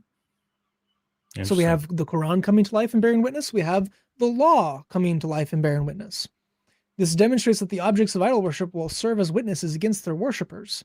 So again, in the Quran, the idols, you know, anything that you make that could form life, so which is why you're not allowed to like draw cartoons of things that are realistic. Whenever they make a cartoon, they can't have eyes and ears and other things. So the objects that you create for worship become witnesses against you on Judgment Day. They come to life and witness against you that you worshipped them. Oh, that sounds like the Quran.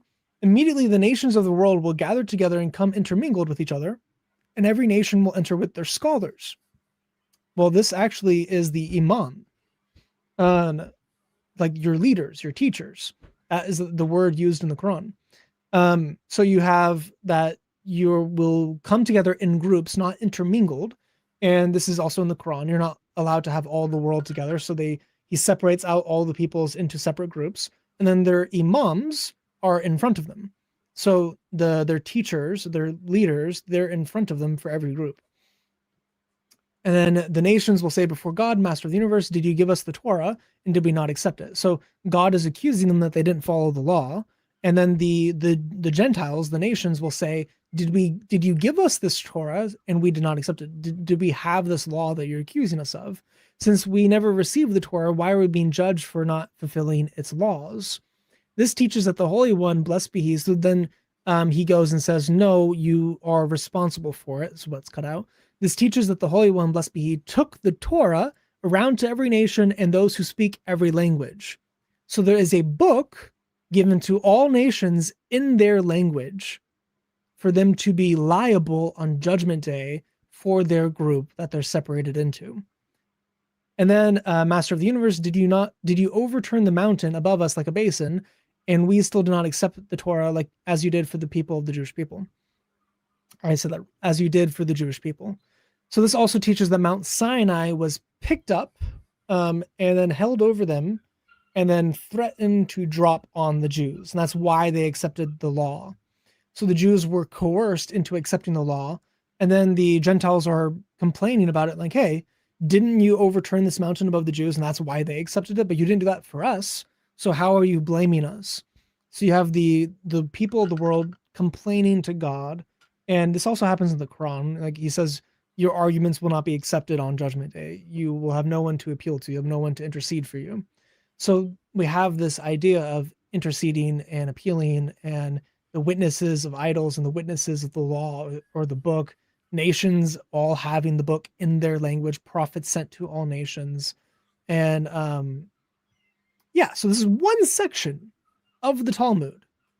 And you have so much of their eschatology, so much of their Judgment Day, all of their end time stuff, one section of the Talmud. And of course, you get the Mount Sinai hovering above them. This obviously did not happen whenever you look at the geological data. There is no mountain that was picked up in the Middle East. Didn't happen. If it did happen, Allah miraculously restored it to where there's not a single trace of it happening. But then that is just like begging the question. Like, that doesn't really prove anything. Like if you don't have proof of the miracle. Yeah, I was thinking about this earlier today, actually. I don't think you can. It introduces big theological problems if you say God gave a sign to what is basically either the whole world or like large portions of people would have seen this. I was thinking about the moon splitting in this context, but if you design the miracle in such a way that you would make sure most people don't witness it, I feel that kind of defeats the point of it being a sign to the world. So you now have this theological problem of, well, God gave a sign to the world and he made it so that most people wouldn't see the sign. And I'm like, well, why did he do that in the first place? Because why not just give a sign to just a small group of people? Like, wouldn't that be like your intent? You sort of see what I mean? This is why I find it very weird when the Quran's like, there was this moon splitting and everyone saw it. It was, and all this stuff. And it's like, well, yeah, but you have to introduce, okay, but he split the moon, but then he put it back together and he did it in such a way that basically left no evidence of that. And no, the crack in the moon is not evidence of that. NASA says no. But, like, and no one saw it because, and also it would have like massive implications, like tidal ramifications to do with the ocean and things, he just overruled that and made sure that didn't happen. You have to introduce so many little things to be like, well, actually, yes, he did do this, but with so many caveats that he basically didn't do it. Or at least, he did it for like 7 people, which it just defeats the point to me. We're all dead whenever the Quran revealed it. So like, why even mention it? But this is a rabbinic idea. This is coming from the Jews, from 2 different sections of the Talmud. So you have it here, but you also have it in another section by the same rabbi. So it's Rabbi Demi Bar Hana. So we like know who did it. We know why he did it because he misunderstood one of the words in Hebrew. And all this theological stuff that comes out of it, it's like you overturned it so that they would accept it. It's the exact same context in the Quran, where it's mentioned, I think, 3 times in the Quran. In the context of the Quran, it's God is lifting it up over them, and then he threatens them and says, accept my law, and it'll be good for you. Don't accept it, and this place will become your burial. And it's like, so he's going to kill them if they don't accept it. They're coerced into accepting the law, and it's treated more like a punishment. Well, I mean, in the Jewish sources, it's kind of treated more like a punishment. Now, there's a lot of the ones who are praising the law and saying that the Jews are the best because they follow the law and they keep it all, but you still do have, like, it sounds a little resentful. Anyway, I'm not going to get into that. So, on the day we gathered them all together, we say to those who associate partners, their partners say, it was not us you worshipped. So the partners come alive, and then their hands speak out to us, and their feet bear witness, again, for the partners, the idols. And there's not a nation except that a warner has passed among them. So all the nations of the world got the prophets in their own language in order to be held liable on Judgment Day. And then this is actually not all the stuff on Judgment Day that's the same. There's a lot that is the same. You have all the stuff with the... I'll have it... no, we'll go back through it. We can go through this after I get through the Syriac stuff, but... Let's go through Dhul Qarnayn. Now, Dhul Qarnayn is a very interesting one. This is Surah 18. And Surah 18 itself has 4 different Christian narratives that he is responding to. So he's responding to the sleepers of the cave of Ephesus. He's responding to Al-Qaeda, and he's responding to Moses and the fish. And he's responding to the Syriac legend of Alexander for Dhul Qarnayn. In the Peshitta, in the Syriac translation of Daniel 8, it actually identifies Alexander, the son of Philip, as the 2-horned one. So in the Christian source before the Syriac Alexander legend, we have a Syriac source that says that Alexander the Great is one with 2 horns. They count it. He has a big horn and a little horn. The original Daniel 8 doesn't actually have it as Alexander, but because it was written before Alexander, it was prophecy of Alexander. Later Jews and Christians realized, oh no, that actually was Alexander. Therefore, they assigned Alexander in the text, even though it kind of defeats the purpose of the miracle, like the prophecy, like the fulfilled prophecy aspect of it. But they just insert the name Alexander multiple times into the text of Daniel 8 and call him the 2-horned one. And then we also have busts and murals and coins where Alexander the Great has horns on it. I'll eventually make a video on this. David Wood did a presentation at the conference, but I don't think that is online. And I think he made... yeah, I mean, I could be wrong about this. From what I understand, the association with Alexander the Great having 2 horns is an incredibly well documented Like that was a very common way of depicting him. Yes. Yeah, it was like it was. I mean, Alexander was like I don't know. I can't think of an equivalent thing. Like this is a terrible one, but like the Trump of our time, in the sense of everyone knows. If you say Trump, you know who you're talking about, right? You're not talking about the guy down the road. You're talking about the president of America, right? So likewise, to say Alexander the Great, you know who that is, and this guy was known for being depicted with 2 horns. So yeah, he was depicted with 2 things, primarily the Nemean lion's coat, and then also the horns of, I believe, Hermes. Zeus was bonded to Ammon in the Egyptian folklore. So in Alexandria, he was depicted as, and Alexandria is obviously the city that he named after himself after he conquered Egypt. But in Alexandria, there's depiction of him as the 2-horned one, having the horns of Ammon, who's a bull deity. And then you have Zeus. So he's the son of Zeus because he's the reincarnation of Hercules or Heracles. And Heracles is the Nemean lion, so that's why he has the Nemean lion. So he has both the Nemean lion because he's the reincarnation of Heracles, and he has the horns because he is the son of Zeus. And Zeus was portrayed in that way in Egypt. So that became a very dominant, quickly, that became the dominant view of Alexander. So all of the legends that come after him usually include him as either a god, in like a la Heracles, or as these 2-horned entity who's a bit more human than God. But either way, that is the depiction in history of Alexander the Great. Just to add, I don't know if you're going to say this, but I'm just coming into my head now. Everyone claimed Alexander the Great for themselves.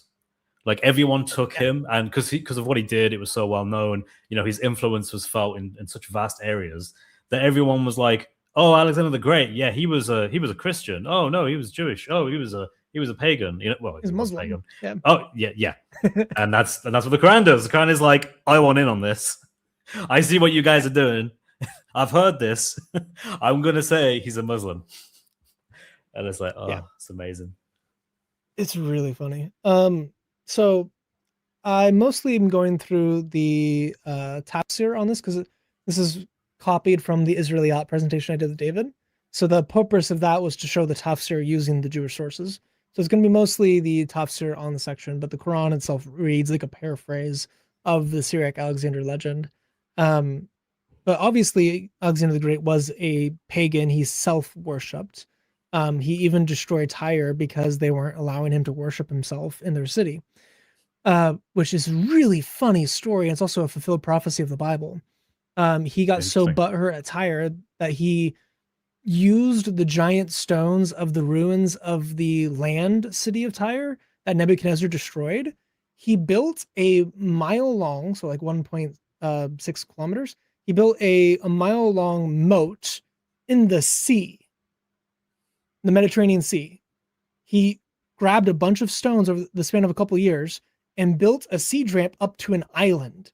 So he connected the land to an island using the ruins of the old city of Tyre, which is prophesied in the Bible that their stones would be hurled into the sea. And these are like massive stones. These are stones about the size of my house. So they are massive stones that are being hauled slowly and thrown into the sea. And they actually built out this giant bridge to be able to conquer the city because his navy got like whooped by them a couple times. And he got butthurt. So he got butthurt. They weren't allowing him to come in and worship. Then they got butthurt because his navy lost. So then he spent years building a giant siege ramp to conquer the city, then burned it all to the ground and then destroyed it. So it's a pretty cool fulfilled prophecy in the Bible. Just like the unilateral, this is right before he died, mind you. This is like 28 whenever it happened.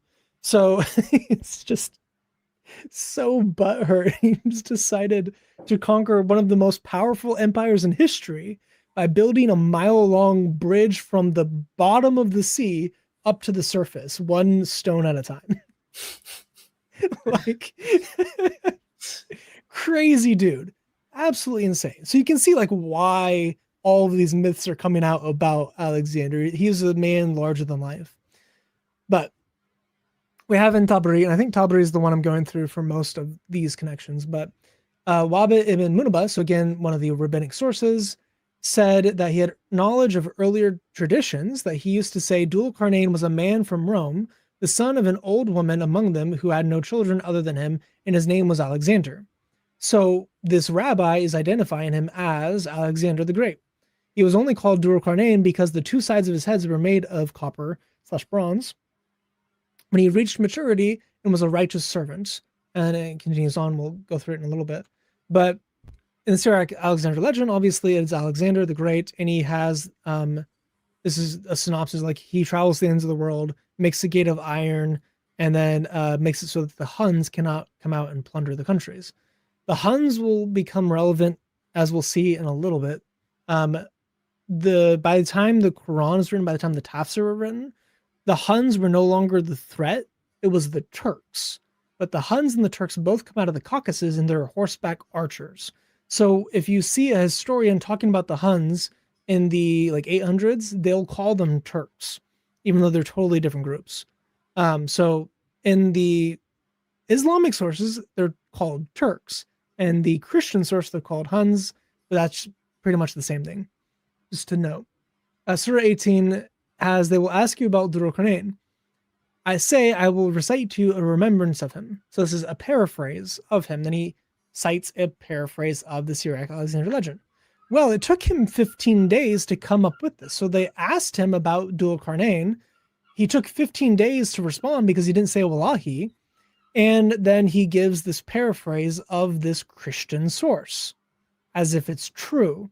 Problem is, this isn't true. So either you say that this is like a satanic verse that's still in the Quran, or you say the Quran has verifiably false information in it, which would obviously make Islam false. So you can actually run this whole argument just from Dul-Qarnayn, which is kind of fun. Yeah. But obviously you can add all of these other hundreds and thousands of ayah that are also copied. But Wahb bin Amurba, again, the rabbi, said Dul-Qarnayn was a king. It was said about him, then why was he named Dul-Qarnayn? He said the people of the book differed concerning him. So the Christians and the Jews differed concerning him, which is true. Some of them said he ruled the Romans and Persia. Others said on his head there was something resembling two horns, which is the Christian side. He was only called Dul-Qarnayn because of the two sides of his head were made of copper. This is, again, his view. Now, obviously, Qarnayn is the dual clause for horns, and that's why he's called this. He's the two-horned one. And then the Alexander legend, we have that you have caused horns to grow on my head so they may gore the kingdoms of the world. So he's conquering the world. God caused the horns to grow on his head, and he literally had horns made out of iron. This is God speaking to him. I caused horns of iron to grow on your head so that you may gore with them the kingdoms of the world. So this matches the Peshitta, matches the Syriac idea before the Syriac Alexander legend. And then we have sides of his head being made out of metal in Tabari, and we have something like horns on his head in Tabari. Not specifically iron horns, but you have both ideas. Then you have the fetid sea, which is very similar. The fetid sea is basically a sea of like boiling pus that whenever you go to it, even if birds fly over it, everything dies. So they traveled to the end of the world, and they found the 11 bright seas and the fetid sea beyond the bright seas and the earth that's at the end. So the earth is flat in a big circle where there's 11 seas that border, then there's a land mass, then there's the fetid sea beyond that. And then the sun sets into the fetid sea and out of the fetid sea on the opposite sides of the planet. So King Alexander was frightened and withdrew because he saw the his camp die. He threw a bunch of death row inmates into the waters to see what would happen, and they died. So then he knew that they couldn't cross the ends of the earth. So then the whole camp mounted, and Alexander and his troops sent out between the fetid sea and the shining sea until he reached the place where the sun enters the window of heaven. So in the Hadith and in the Quran, it talks about how he finds where the sun sets into muddy water. This is the same idea. We have Qayyib al-Abar. So this is one of the rabbis that's accused of writing the Quran for Muhammad. He said, as for the sun, it sets in thick mud. So it was, Ibn Abbas said, and Thayat means mud. Well, Qayyib was asked why he said this, and he said, you are more knowledgeable about the Quran than I, but I find it in the book that it sets in black clay. So according to Kaib al-Ahbar, in the Bible, you find that the sun sets into black clay, black mud. And obviously not in the Bible, but a rabbi is saying that, or it comes from rabbinic tradition that he's pulling from. Because again, as you mentioned, the Jews had their own version of the story. So he says in the book, he finds this narrative of the sun setting into the planet. And that's why the Quran has it, supposedly. But in the Syriac legend, again, you have from the place where it rises, he went about to rise the people who dwell there and flee and hide the sea in order to not be burned by its rays. So the idea is he went to the other side of the planet and he found where the sun is rising up, and where it rises up, the people hide in the clefts of the rocks and in the water, in the ocean, or the sea rather, to not be burned by the sun, because the sun is more intense where it rises than where it sets. And then while David was presenting this, he looked at me because I was already sunburned, and he laughed and said, Chris wouldn't have any place to flee. And I was like, thanks. I appreciate it. He's like, this is your worst nightmare. IP was sitting next to me, and he giggled at that. Yeah. So from what I understand, the Syriac Alexander legend is roughly contemporary-ish with the Quran, or at least some people would date it. No. Roughly. Yeah. No? So there's debate on the dating. The old dating from the 80s by two different scholars was to 629 AD. And that is obviously at the end of Quran or Islam's lifetime, or not Islam, I wish, but the end of Muhammad's lifetime, where he's no longer writing the Quran. Oddly specific. He was asked to, it's specifically during the reign of Justinian. So the Syriac Alexander legend has a prophecy in which the Persians will be defeated and the Huns will be released, and then the Christians, Alexander and his Christian army will fight back against the people of the Huns and destroy them, and God will give them blessings and honor, and then he will give his throne to Jesus so Jesus can return to then rule on earth. Because again, Alexander is a strict monotheistic Christian in this story. He constantly praises Jesus and says, Jesus, you are everything, I am nothing, I will give you my throne. So it's basically propaganda from the Byzantines. The Byzantine Empire basically wrote this, or Christians within the Byzantine Empire wrote this as a propaganda piece against the Persians and against the Huns. So you look at, there's two different empires, two different emperors who were ruling during major conflicts with the Persians. So you have Justinian, and you also have, I think it's Herodias, the first, but might be Miraculous. Miraculous? No. Byzantine. I'll just Google it so I don't give people wrong. In 570.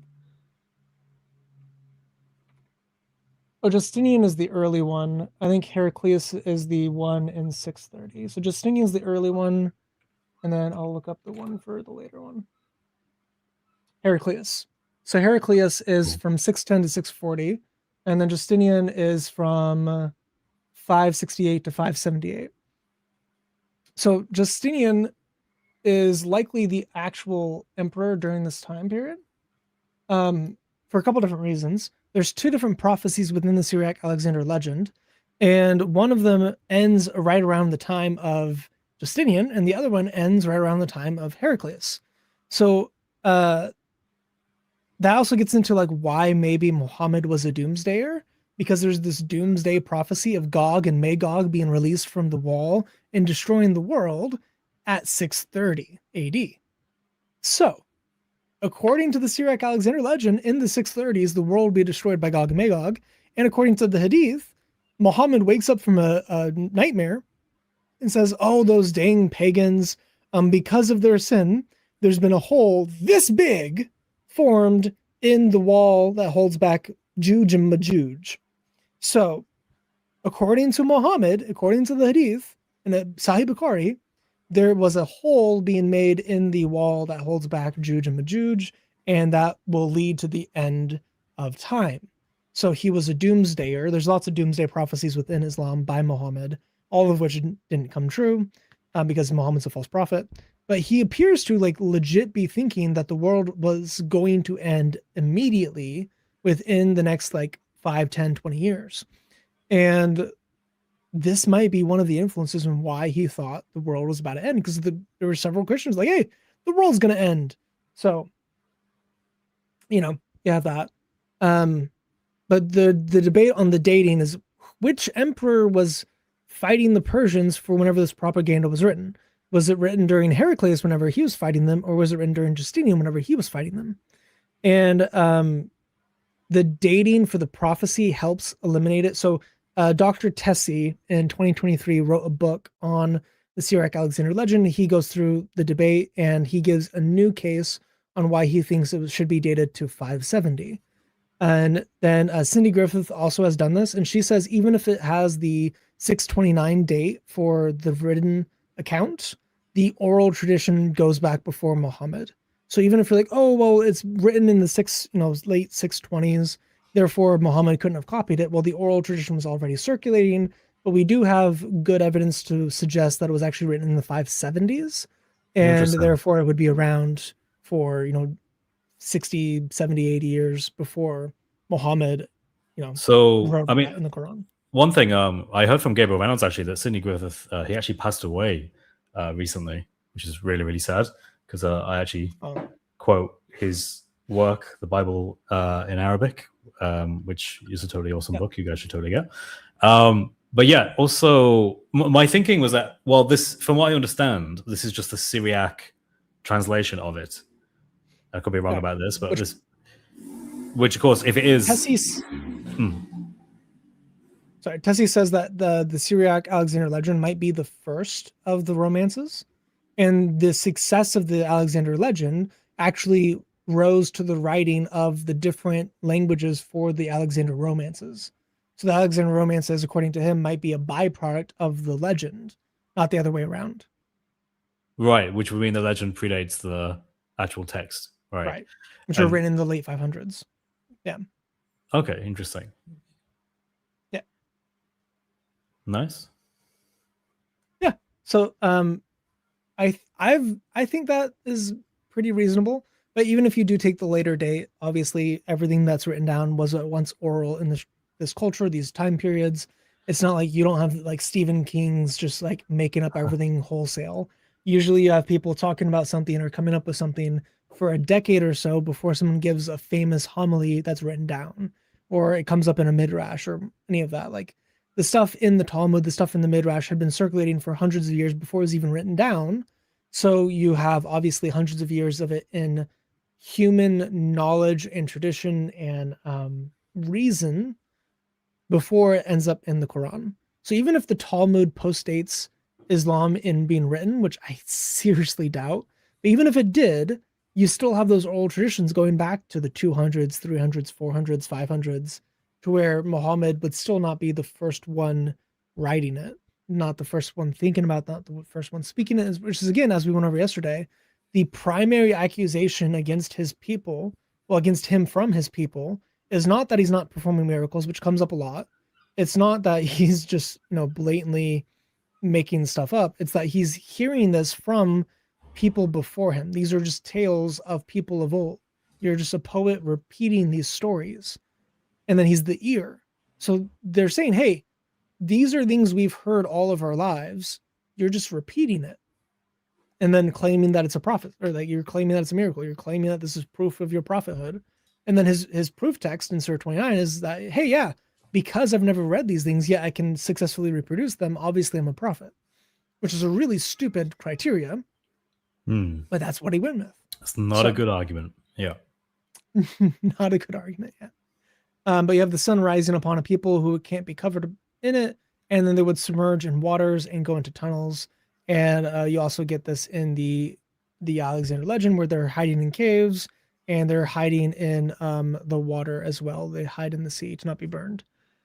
And then you have the Gog and Magog, which are called Huns here. And then they're called the land of the Turks in Tabari. So Tabari has Turks, Alexander has Huns. Those are the same people. They're just talked about differently within the different time periods. But we have Gog and Magog in both of these sources. That's not supposed to be God. I don't know why it's Gog. Anyway, so in the Syro-Alexander legend, we have that Alexander passed by all the lands, and this is after he went to the place where the sun sets and the place where the sun rises. And it also talks about how the sun goes down and prostrates before God every night, which happens in the Hadith. So the Hadith also take from the Syro-Alexander legend. But you have that he goes to the great mountain range, and there is that place away by which the merchants access their inner regions. The people of that land told him, it is the Huns, Alexander told them, and who are their kings? The old men replied, Gog and Magog. So the kings of the Huns are Gog and Magog. So they are identified because, in the Bible, it's a little bit obscure who it is. It might be China, it might be Russia, it might be some Islamic caliphate. Like, we don't know who Gog and Magog is, just some armies of the East. But here they're identified as the kings of the Huns explicitly by the Christians. And then we have in al-Tabari that there are two mountains, which there's an opening, so there's a way. And then Dul Qarnayn constructed a barrier between Gog and Magog and those beyond them. Ibn Abbas and Qatada both gave these accounts.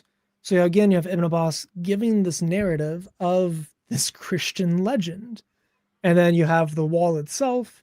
The Huns are terrifying. They would kill babies and boil them, then drink them whole. And they would rip babies out of the wombs of mothers who were pregnant to eat them.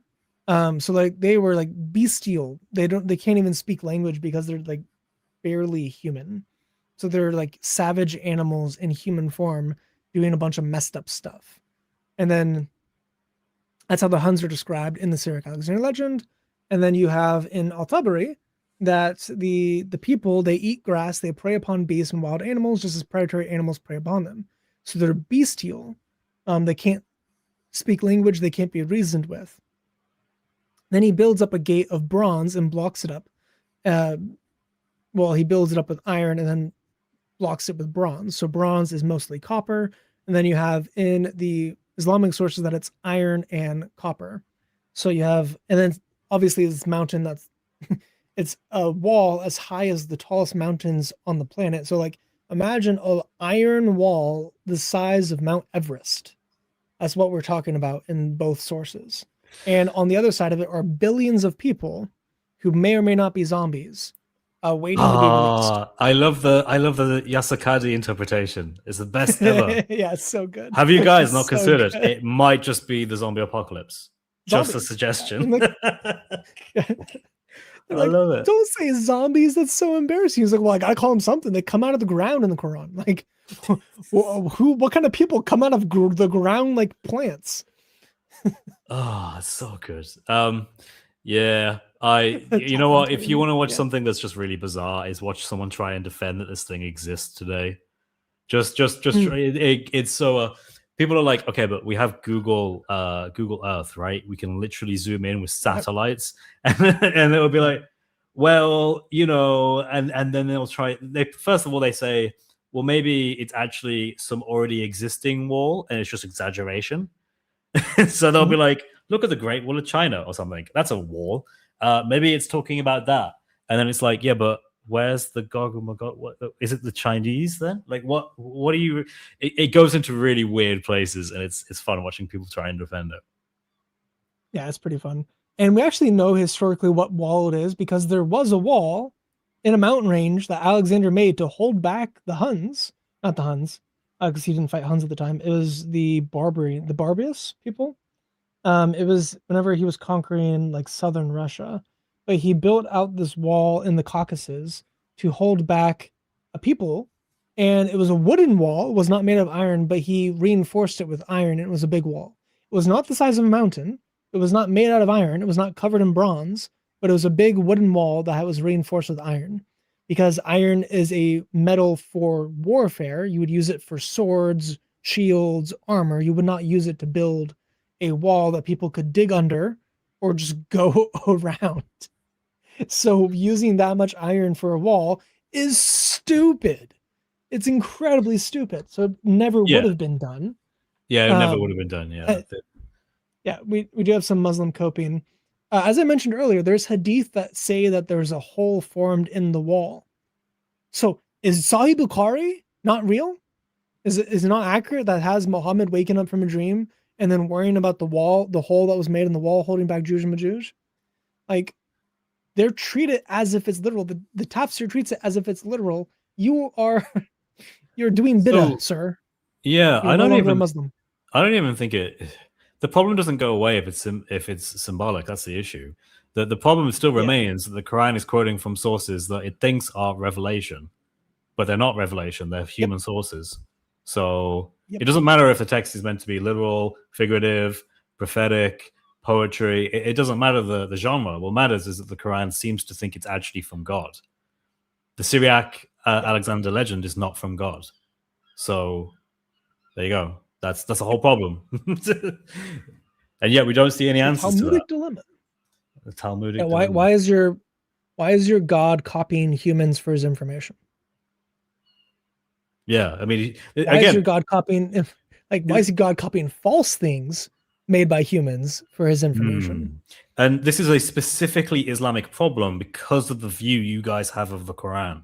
You think that Allah dictated it word for word to Jibril, then from Jibril to Muhammad, then from Muhammad to his companions. And you think at no point does man ever have any kind of relationship with that revelation. He's just repeating it. That's all he does.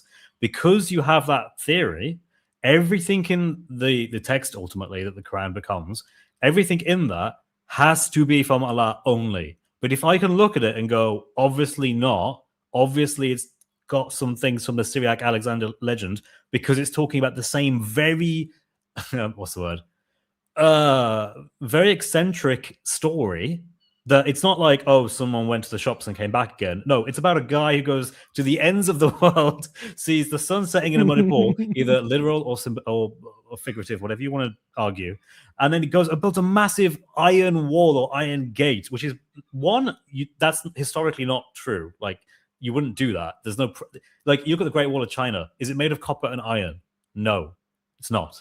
There's pragmatic reasons why that's the case. That's why it sticks out as a unique story, which is why we can validate where it comes from, the Syriac Alexander legends, and it's why it's so clearly being influenced in the Quran. The Quran is taking influence from that story, which is a man-made story. No one thought that was like God beaming that down to people. So it's game over, basically. There's no way there's nothing you can do. And that's why, out of desperation, you see people say things like, well, all these sources actually copied the Quran. Aha! And then they have to give these crazy reimaginings of these sources. Actually, rather than the normal scholarly consensus about roughly when they came, they go, no, it came hundreds and hundreds of years later, just because they don't want to accept that the Quran copied from these sources or was influenced by these sources. And I think that's just hilarious. Like, it's funny to watch. It's like, man, this is how bad it's got now. We're now doing like mass historical revisionism in order to like salvage Islam from being shown. I mean, keep in mind, this is just because of this doctrine you have. That if you guys didn't have this doctrine, we couldn't make this argument. But you have this doctrine, which is why we can show very clearly, yeah, this is false. Sorry for the rant there, yep. Chris, number 2. I was carried away. Valid. It's wonderful. So I'm pretty much done with that. Maybe talk about specific things, but like obviously Christian, Gnostic, debatable, Greek and Talmudic, pagan, Arab pagan specifically. So the crescent moon and star, the symbol of Islam, actually comes from paganism. This is a pagan symbol of Venus and the moon. So this star here is not literally a star. It's actually the Venus. So if you were to Google Venus moon conjunction, you will see the exact symbol that is on the crescent moon and star of Islam. And this actually predates the Ottomans. The counter is, oh, well, the Ottomans just added it later.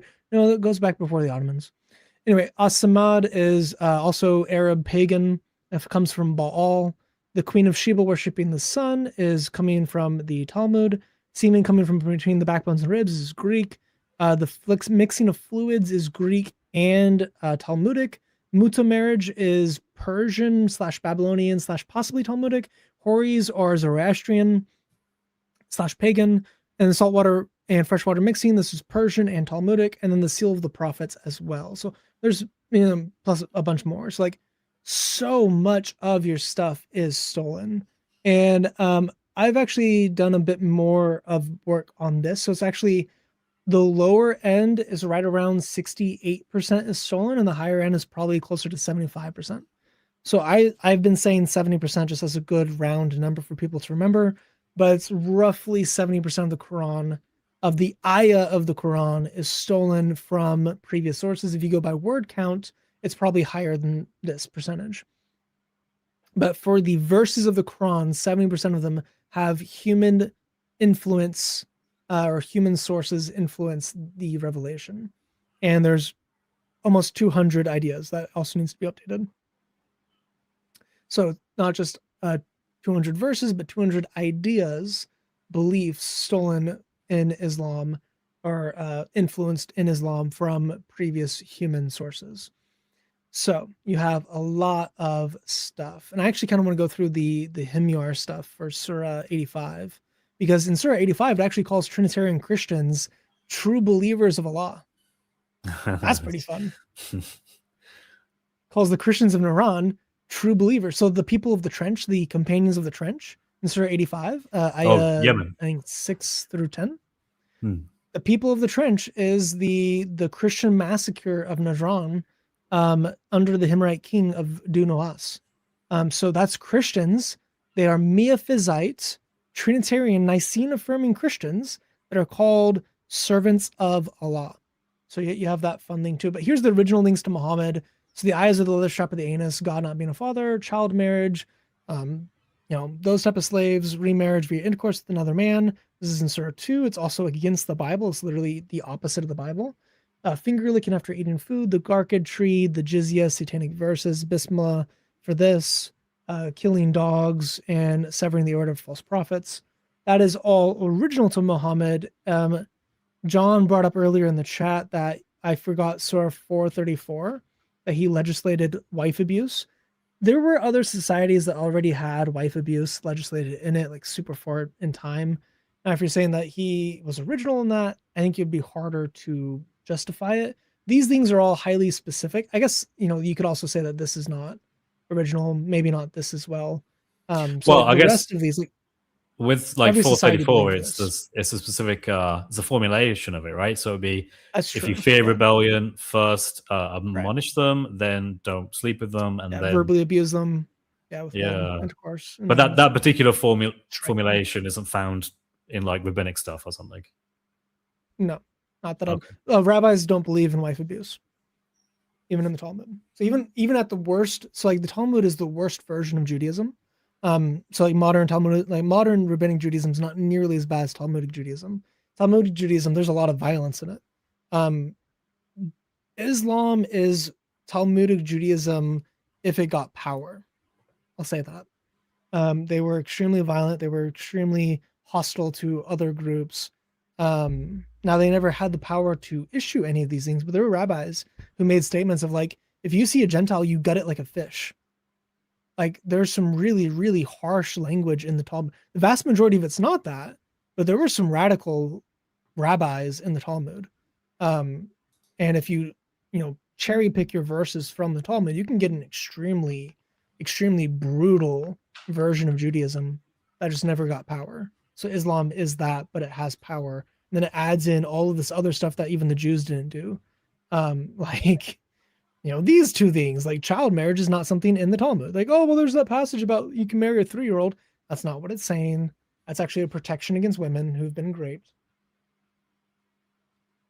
And then they don't believe in that either. And then they don't believe in like death for apostasy. Oh, actually, that's not true. There is verses of the Talmud that talk about death for apostasy. But they usually say if an entire city becomes apostate, you are to go in and kill them with the sword. So you're to wipe out a city if they become apostates. But killing dogs and some of these other heinous things, those are original to Muhammad. It's just a special flavor of it. But here's more of the stuff that is stolen on Judgment Day. So you have the trumpet blasts. You have the angels writing books of good deeds and bad deeds on your shoulders, and those good and bad books being judged on the scales of Allah. That God then tilts the scales to make it easier for people to get into the garden. That those who study the book / follow the book will be saved. Those who study the Quran will be saved. And then not entering into God's presence in one group, but separated into different groups. Idols of witnesses, we went over that. If you deny the resurrection of the dead, or if you deny the book, you're going to hell. The Torah given to every people group. God not being a tyrant on the day of judgment. That exact wording is found in the Quran. The test on the judgment day for those who don't believe. The temporary hellfire punishments is talked about in the Quran, but it says that the Jews believe this, but that's not the reality. So it's not an affirmation, but it does actually address rabbinic culture and belief as a thing that's happening. And then you have the black faces on for the people of Gehenna or Jehannam on Judgment Day. That's also from the Talmud. You have in Jannah the 4 rivers of paradise with the specific contents of each river, the fruits. The Garden of Eden being literally paradise in heaven, not on earth, but literally a heavenly Garden of Eden. You have that. You have intercourse in the Garden of Eden, kind of. This is not a slam dunk case for the intercourse in the Garden of Eden, but you can make a case. Like if you were to sloppily read the Talmud in these sections, you would actually come away with essentially hories. Maybe he got it from Jews. I think he much more likely got it from his own desires, especially because he describes them as children and he had a thing for children. So like hories are 9 to 11-year-olds. So none of the societies around there would have accepted that. Even in the Zoroastrian sources in the Avesta, they have it as 15. They actually give a name. They give a number to the age of the girls and say, oh, these girls are 15 years old and they're beautiful and they have swelling breasts. So they have a much more not pedophilic version of it than what Muhammad had. So maybe it's a mixture of things. It's hard to say for that last one, but these ones are very clearly attested to in the Jewish sources and also in the Christian sources. You have the boiling water of hellfire and the eating of the fruit of a tree of hellfire. The language around the blaze, the resurrection, sleep being a form of death, dreams being a form of prophecy, all the stuff with Jibril and the 4 archangels, those are pretty similar. The demonology / genealogy is very, very similar. The stuff with Adam and Eve not bowing down to Iblis or Iblis not bowing down to them, all the other stuff with the Garden of Eden, all of that is from the previous sources. You have the Quran being made before the universe. In the Islamic source in the Hadith, it's 50,000 years. I think in the Jewish source, it was like 10,000 years. So there's a difference in the number of years, but it's like thousands of years before God made the earth and heaven. He created the book through which all things were made. So it was used to create the universe. It contains all future events. It was given to all people groups in their language. It was delivered each generation by successive prophets. It was given by Jibril specifically to the people. And then prophets sent to all nations. Prophecy was taken away, but will return at the end times. And I think Muhammad thought he was one of those end times prophets. So we get the end times prophets in like Sota 48b and in Sanhedrin and Bamdabi Rabbah. So you have as well the justice and mercy language, including the names of Allah, the attributes of Allah. That's from the Jewish sources. You have the sperm drop, so the mixed fluid stuff, abrogation coming from, this one's weaker. The abrogation's weaker, but you might get abrogation. The Kaaba might actually come from a mixture of Jewish and Christian sources. I made a video on that if you want to check it out. Shirk, kafir, obviously, heretic stuff, apostate laws, divine cancel. These are all very obvious whenever you read the sources. And then God not getting weary from creating the universe is actually from the Jewish sources as well. So this is better shit Rabbah 10.9. So the whole polemic that for like, oh, well, the Quran is consciously editing the Bible because in the Bible, he gets tired. He needs rest. In the Quran, he doesn't get weary from creating. It's like, oh, well, actually, that just comes from the Jews. The Jews already believe that. The Jews already taught that from a book that they're copying from already. So it's like, oh, most of the stuff they bring up for the conscious edits are actually just things from human-made sources, which Muhammad copied. All the stuff with Adam, all the stuff with Noah, all the stuff with Abraham, all the stuff with Cain, Abel, all the stuff with Jacob and Joseph and Moses, all the stuff with Solomon and Korah's wealth, the 7 heavens, the 24 months of nursing, embryology, the mixing of fluids, Allah having 2 right hands is actually from Jewish sources, because they interpret the passage from the Exodus whenever they're singing the Song of the Sea, so Miriam's song, and they say, by your right hand, Lord, you've destroyed the enemy. By your right hand, Lord, you've dashed them against the rocks. They take that double right hand phrase as God having 2 right hands. Okay. And That's they say one way of doing it. whenever the people are following the will of God, God has 2 right hands. Whenever they're not following the will of God, he has 2 left hands. So he causes his left hand to become a right hand, or he causes his right hand to become a left hand. So he's just double-sided. So it's pretty fun. Hating those who are wasteful. Isa. So Isa is obviously not the name in Arabic for Jesus. It's Yasu or Yasua. Esau was an insult that Jews gave to Jesus. So they called Christians Edomites, which are the sons of Esau, and they called Jesus Esau as an insult because he's not from the line of Jacob. He's not from the line of the Jews. So as an insult to Jesus, for him not to be a Jew, they call him Esau. I don't think he knew that Esau wasn't actually Jesus' name and called him Isa. Yeah. Well, I've been, there's this some thought that the Syriac idea. Yeah. Was it, the Syriac idea is just weaker in my opinion. Wait. Jesus, so the Quran, there are 2 verses in the Quran, 345 and 4157, where it talks about Jesus, Isa, in a way that it calls him the Messiah, but his name is Messiah. His name is Messiah. Yeah. So 345, it literally says name Messiah, which is no, but the Quran like has a habit of doing this for multiple different things. It seems to think a lot of people's there's an argument to be made. The Quran author thinks the Pharaoh of Moses is just, that's his name. Like he's just called Pharaoh. That's his name. But based on there's no definitive article like Al-Faroon or whatever it would be. It would be it just says it as if it's a name. And likewise, when we look at 4:157, and it says, I think that's the right verse, and it talks about the Jews boasting that they killed the Messiah, is weird because you kind of have to interpret that as they're just being tongue-in-cheek. Like the Quran author and he's portraying them as they're pretending they're being sarcastic for effect when they say that they haha, we killed the Messiah. Isn't that great? Because that's not what the Jews would actually say, right? The Jews wouldn't boast about killing their own Messiah. That's ludicrousness. So they must be saying it in jest. Right. But the other way I'm looking at it is, no, the Quran author just thinks that that's actually what his name is. So the Jews are just saying, yeah, we killed Messiah, that guy. Who was, it's really weird, but the Quran has a funny relationship with names, and it seems to suggest that a lot of these doesn't know him very well. Yeah, it doesn't. Yeah, that's the takeaway. You would think God would know the names of people in history, but you mean Pharaoh wasn't called Pharaoh? I thought he was called Pharaoh. I thought that was his name. No, not. Yeah, Jesus wasn't the nephew of Moses and Aaron. So yeah, that's another. And Saul and Gideon. That's another. There's a lot of fun.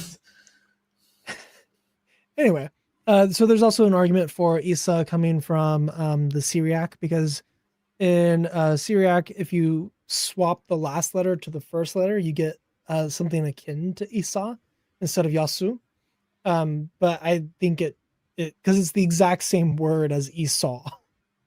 So, and then we actually have a Jewish source from the mid 600s that actually calls Jesus Isa directly, and calls the Christians Edomites. So they make fun of those who worship Esau.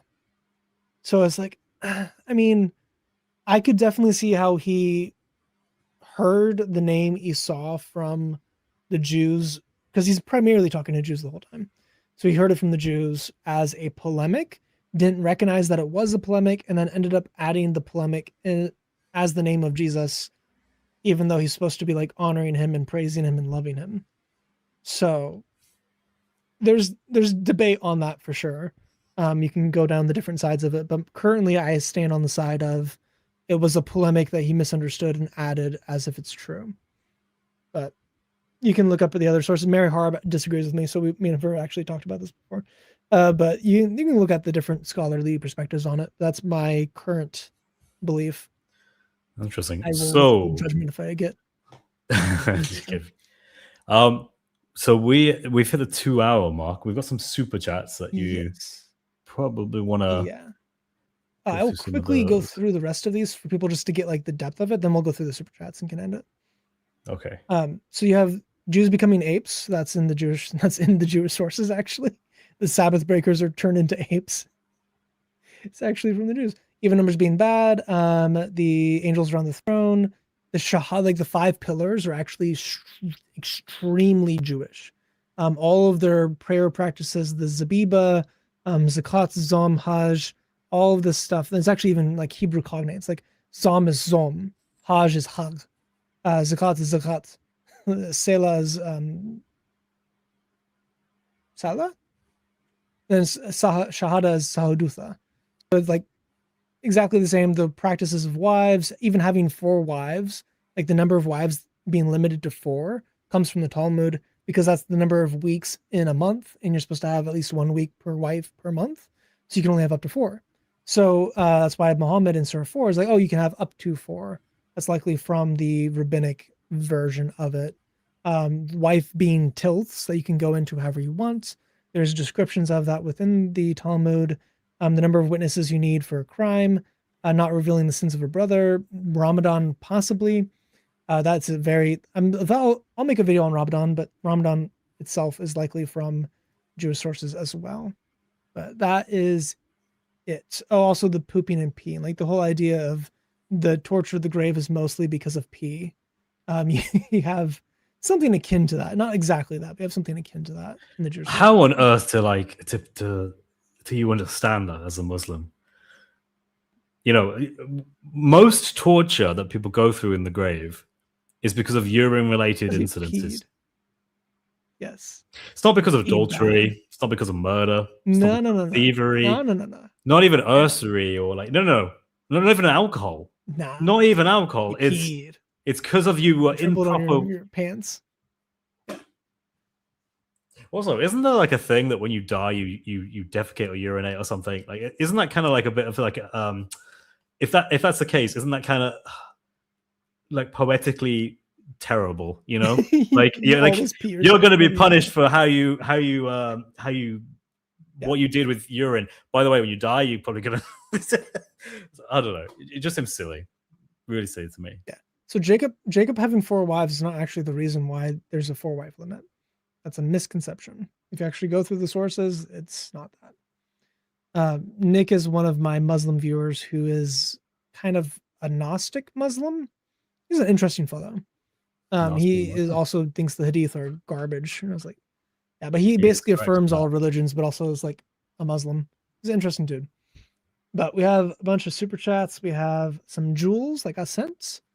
We have Randy again gifting both of us memberships. Thank you, Randy. Thank you, Randy. I remember yesterday. Thank you.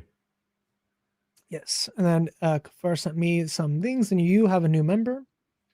Oh, wow. Awesome. Oh, that. Great. Thank you so much. And he also gifted a membership. Oh, and he gifted as well. Thank you. I still need to figure out what all this stuff is, but thank you so much. I'm such a noob at like YouTube at this point. He extended his membership as well. So then he also gifted another membership. That's you. Oh no, he did for me. Oh, you're right. You're right. Yeah, oh, that's nice. Thank you, brother. So he became both of our members and also gifted members for both of us. And then Pol has this. So after Chris's Talmud finishes his book, book, you two can do a website called Islamic Dilemma Central with Talmud, Islamic Dilemma, and Bible Islamic Dilemma sections.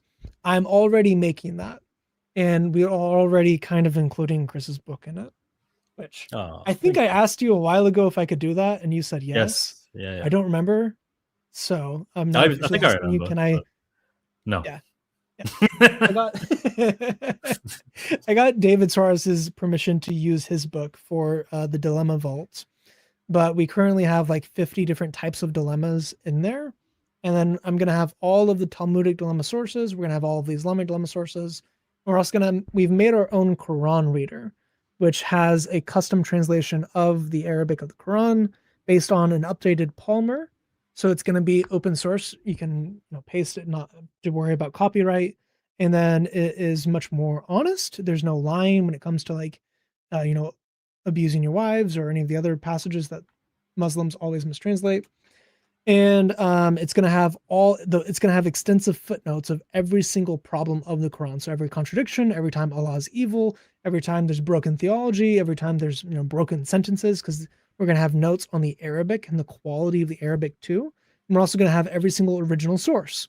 So whenever you're reading a section of the Talmud, and we're going to even have it to where you can read the original only Quran. So it's the 30% that's original to Muhammad. We're going to have just that. So you can read just that and see what is original to him. And whenever you do that, it's like, oh, it's all the warfare. It's him, doing things with his wives and all the other nonsense, and him establishing his own power and all that. So exciting things ahead.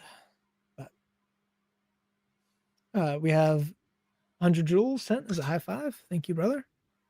Of free the fingies. Josie sent to your channel.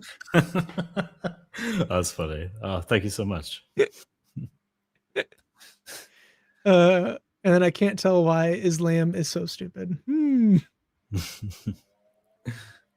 was for you. And then also for you, God made the union of men and women a holy and good thing in the covenant of marriage, but the preoccupation of these Middle Eastern and Eastern philosophies with weird intimacy stuff is icky.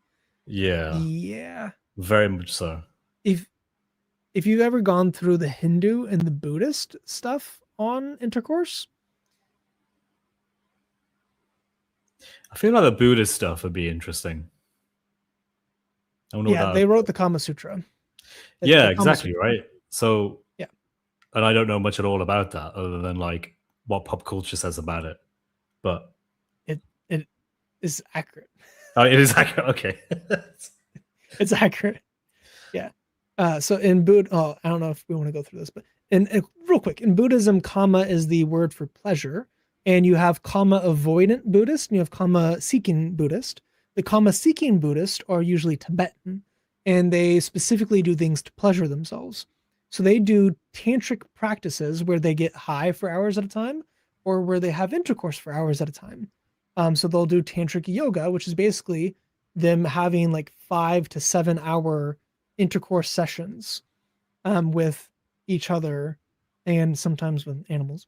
But you have always a lot of stuff with that. Some words. Yeah, also with animals.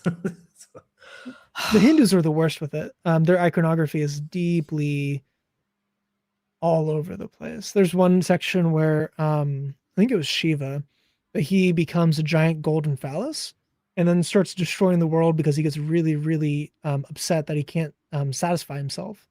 And then one of the deities becomes a giant female receptor and then captures him. And then he is able to release himself and then stop destroying the world. And that's like the most tame story when it comes to intimacy within Hinduism. Okay, fun story time with Chris number 2. Next week he'll be telling us about some ancient Greek stories to do with oh, there's some good ones in there. Man, I can imagine that the party doesn't end. Buddy the Rabbit. Like I'm so tired of reading about weird Middle Eastern and Eastern foot stuff and menses and fluid form fingernails and how feet represented fertility. Like you, yeah. This is this is a lot of like horrible weird stuff, man. Economicon says Dr. Robert Kerr has a hypothesis that Dul Qarnayn is actually Moses who has horns imitating from his head in Jerome's translation of the Old Testament, the Vulgate, which fits the Quranic context. That's very interesting. I actually met Dr. Robert Kerr.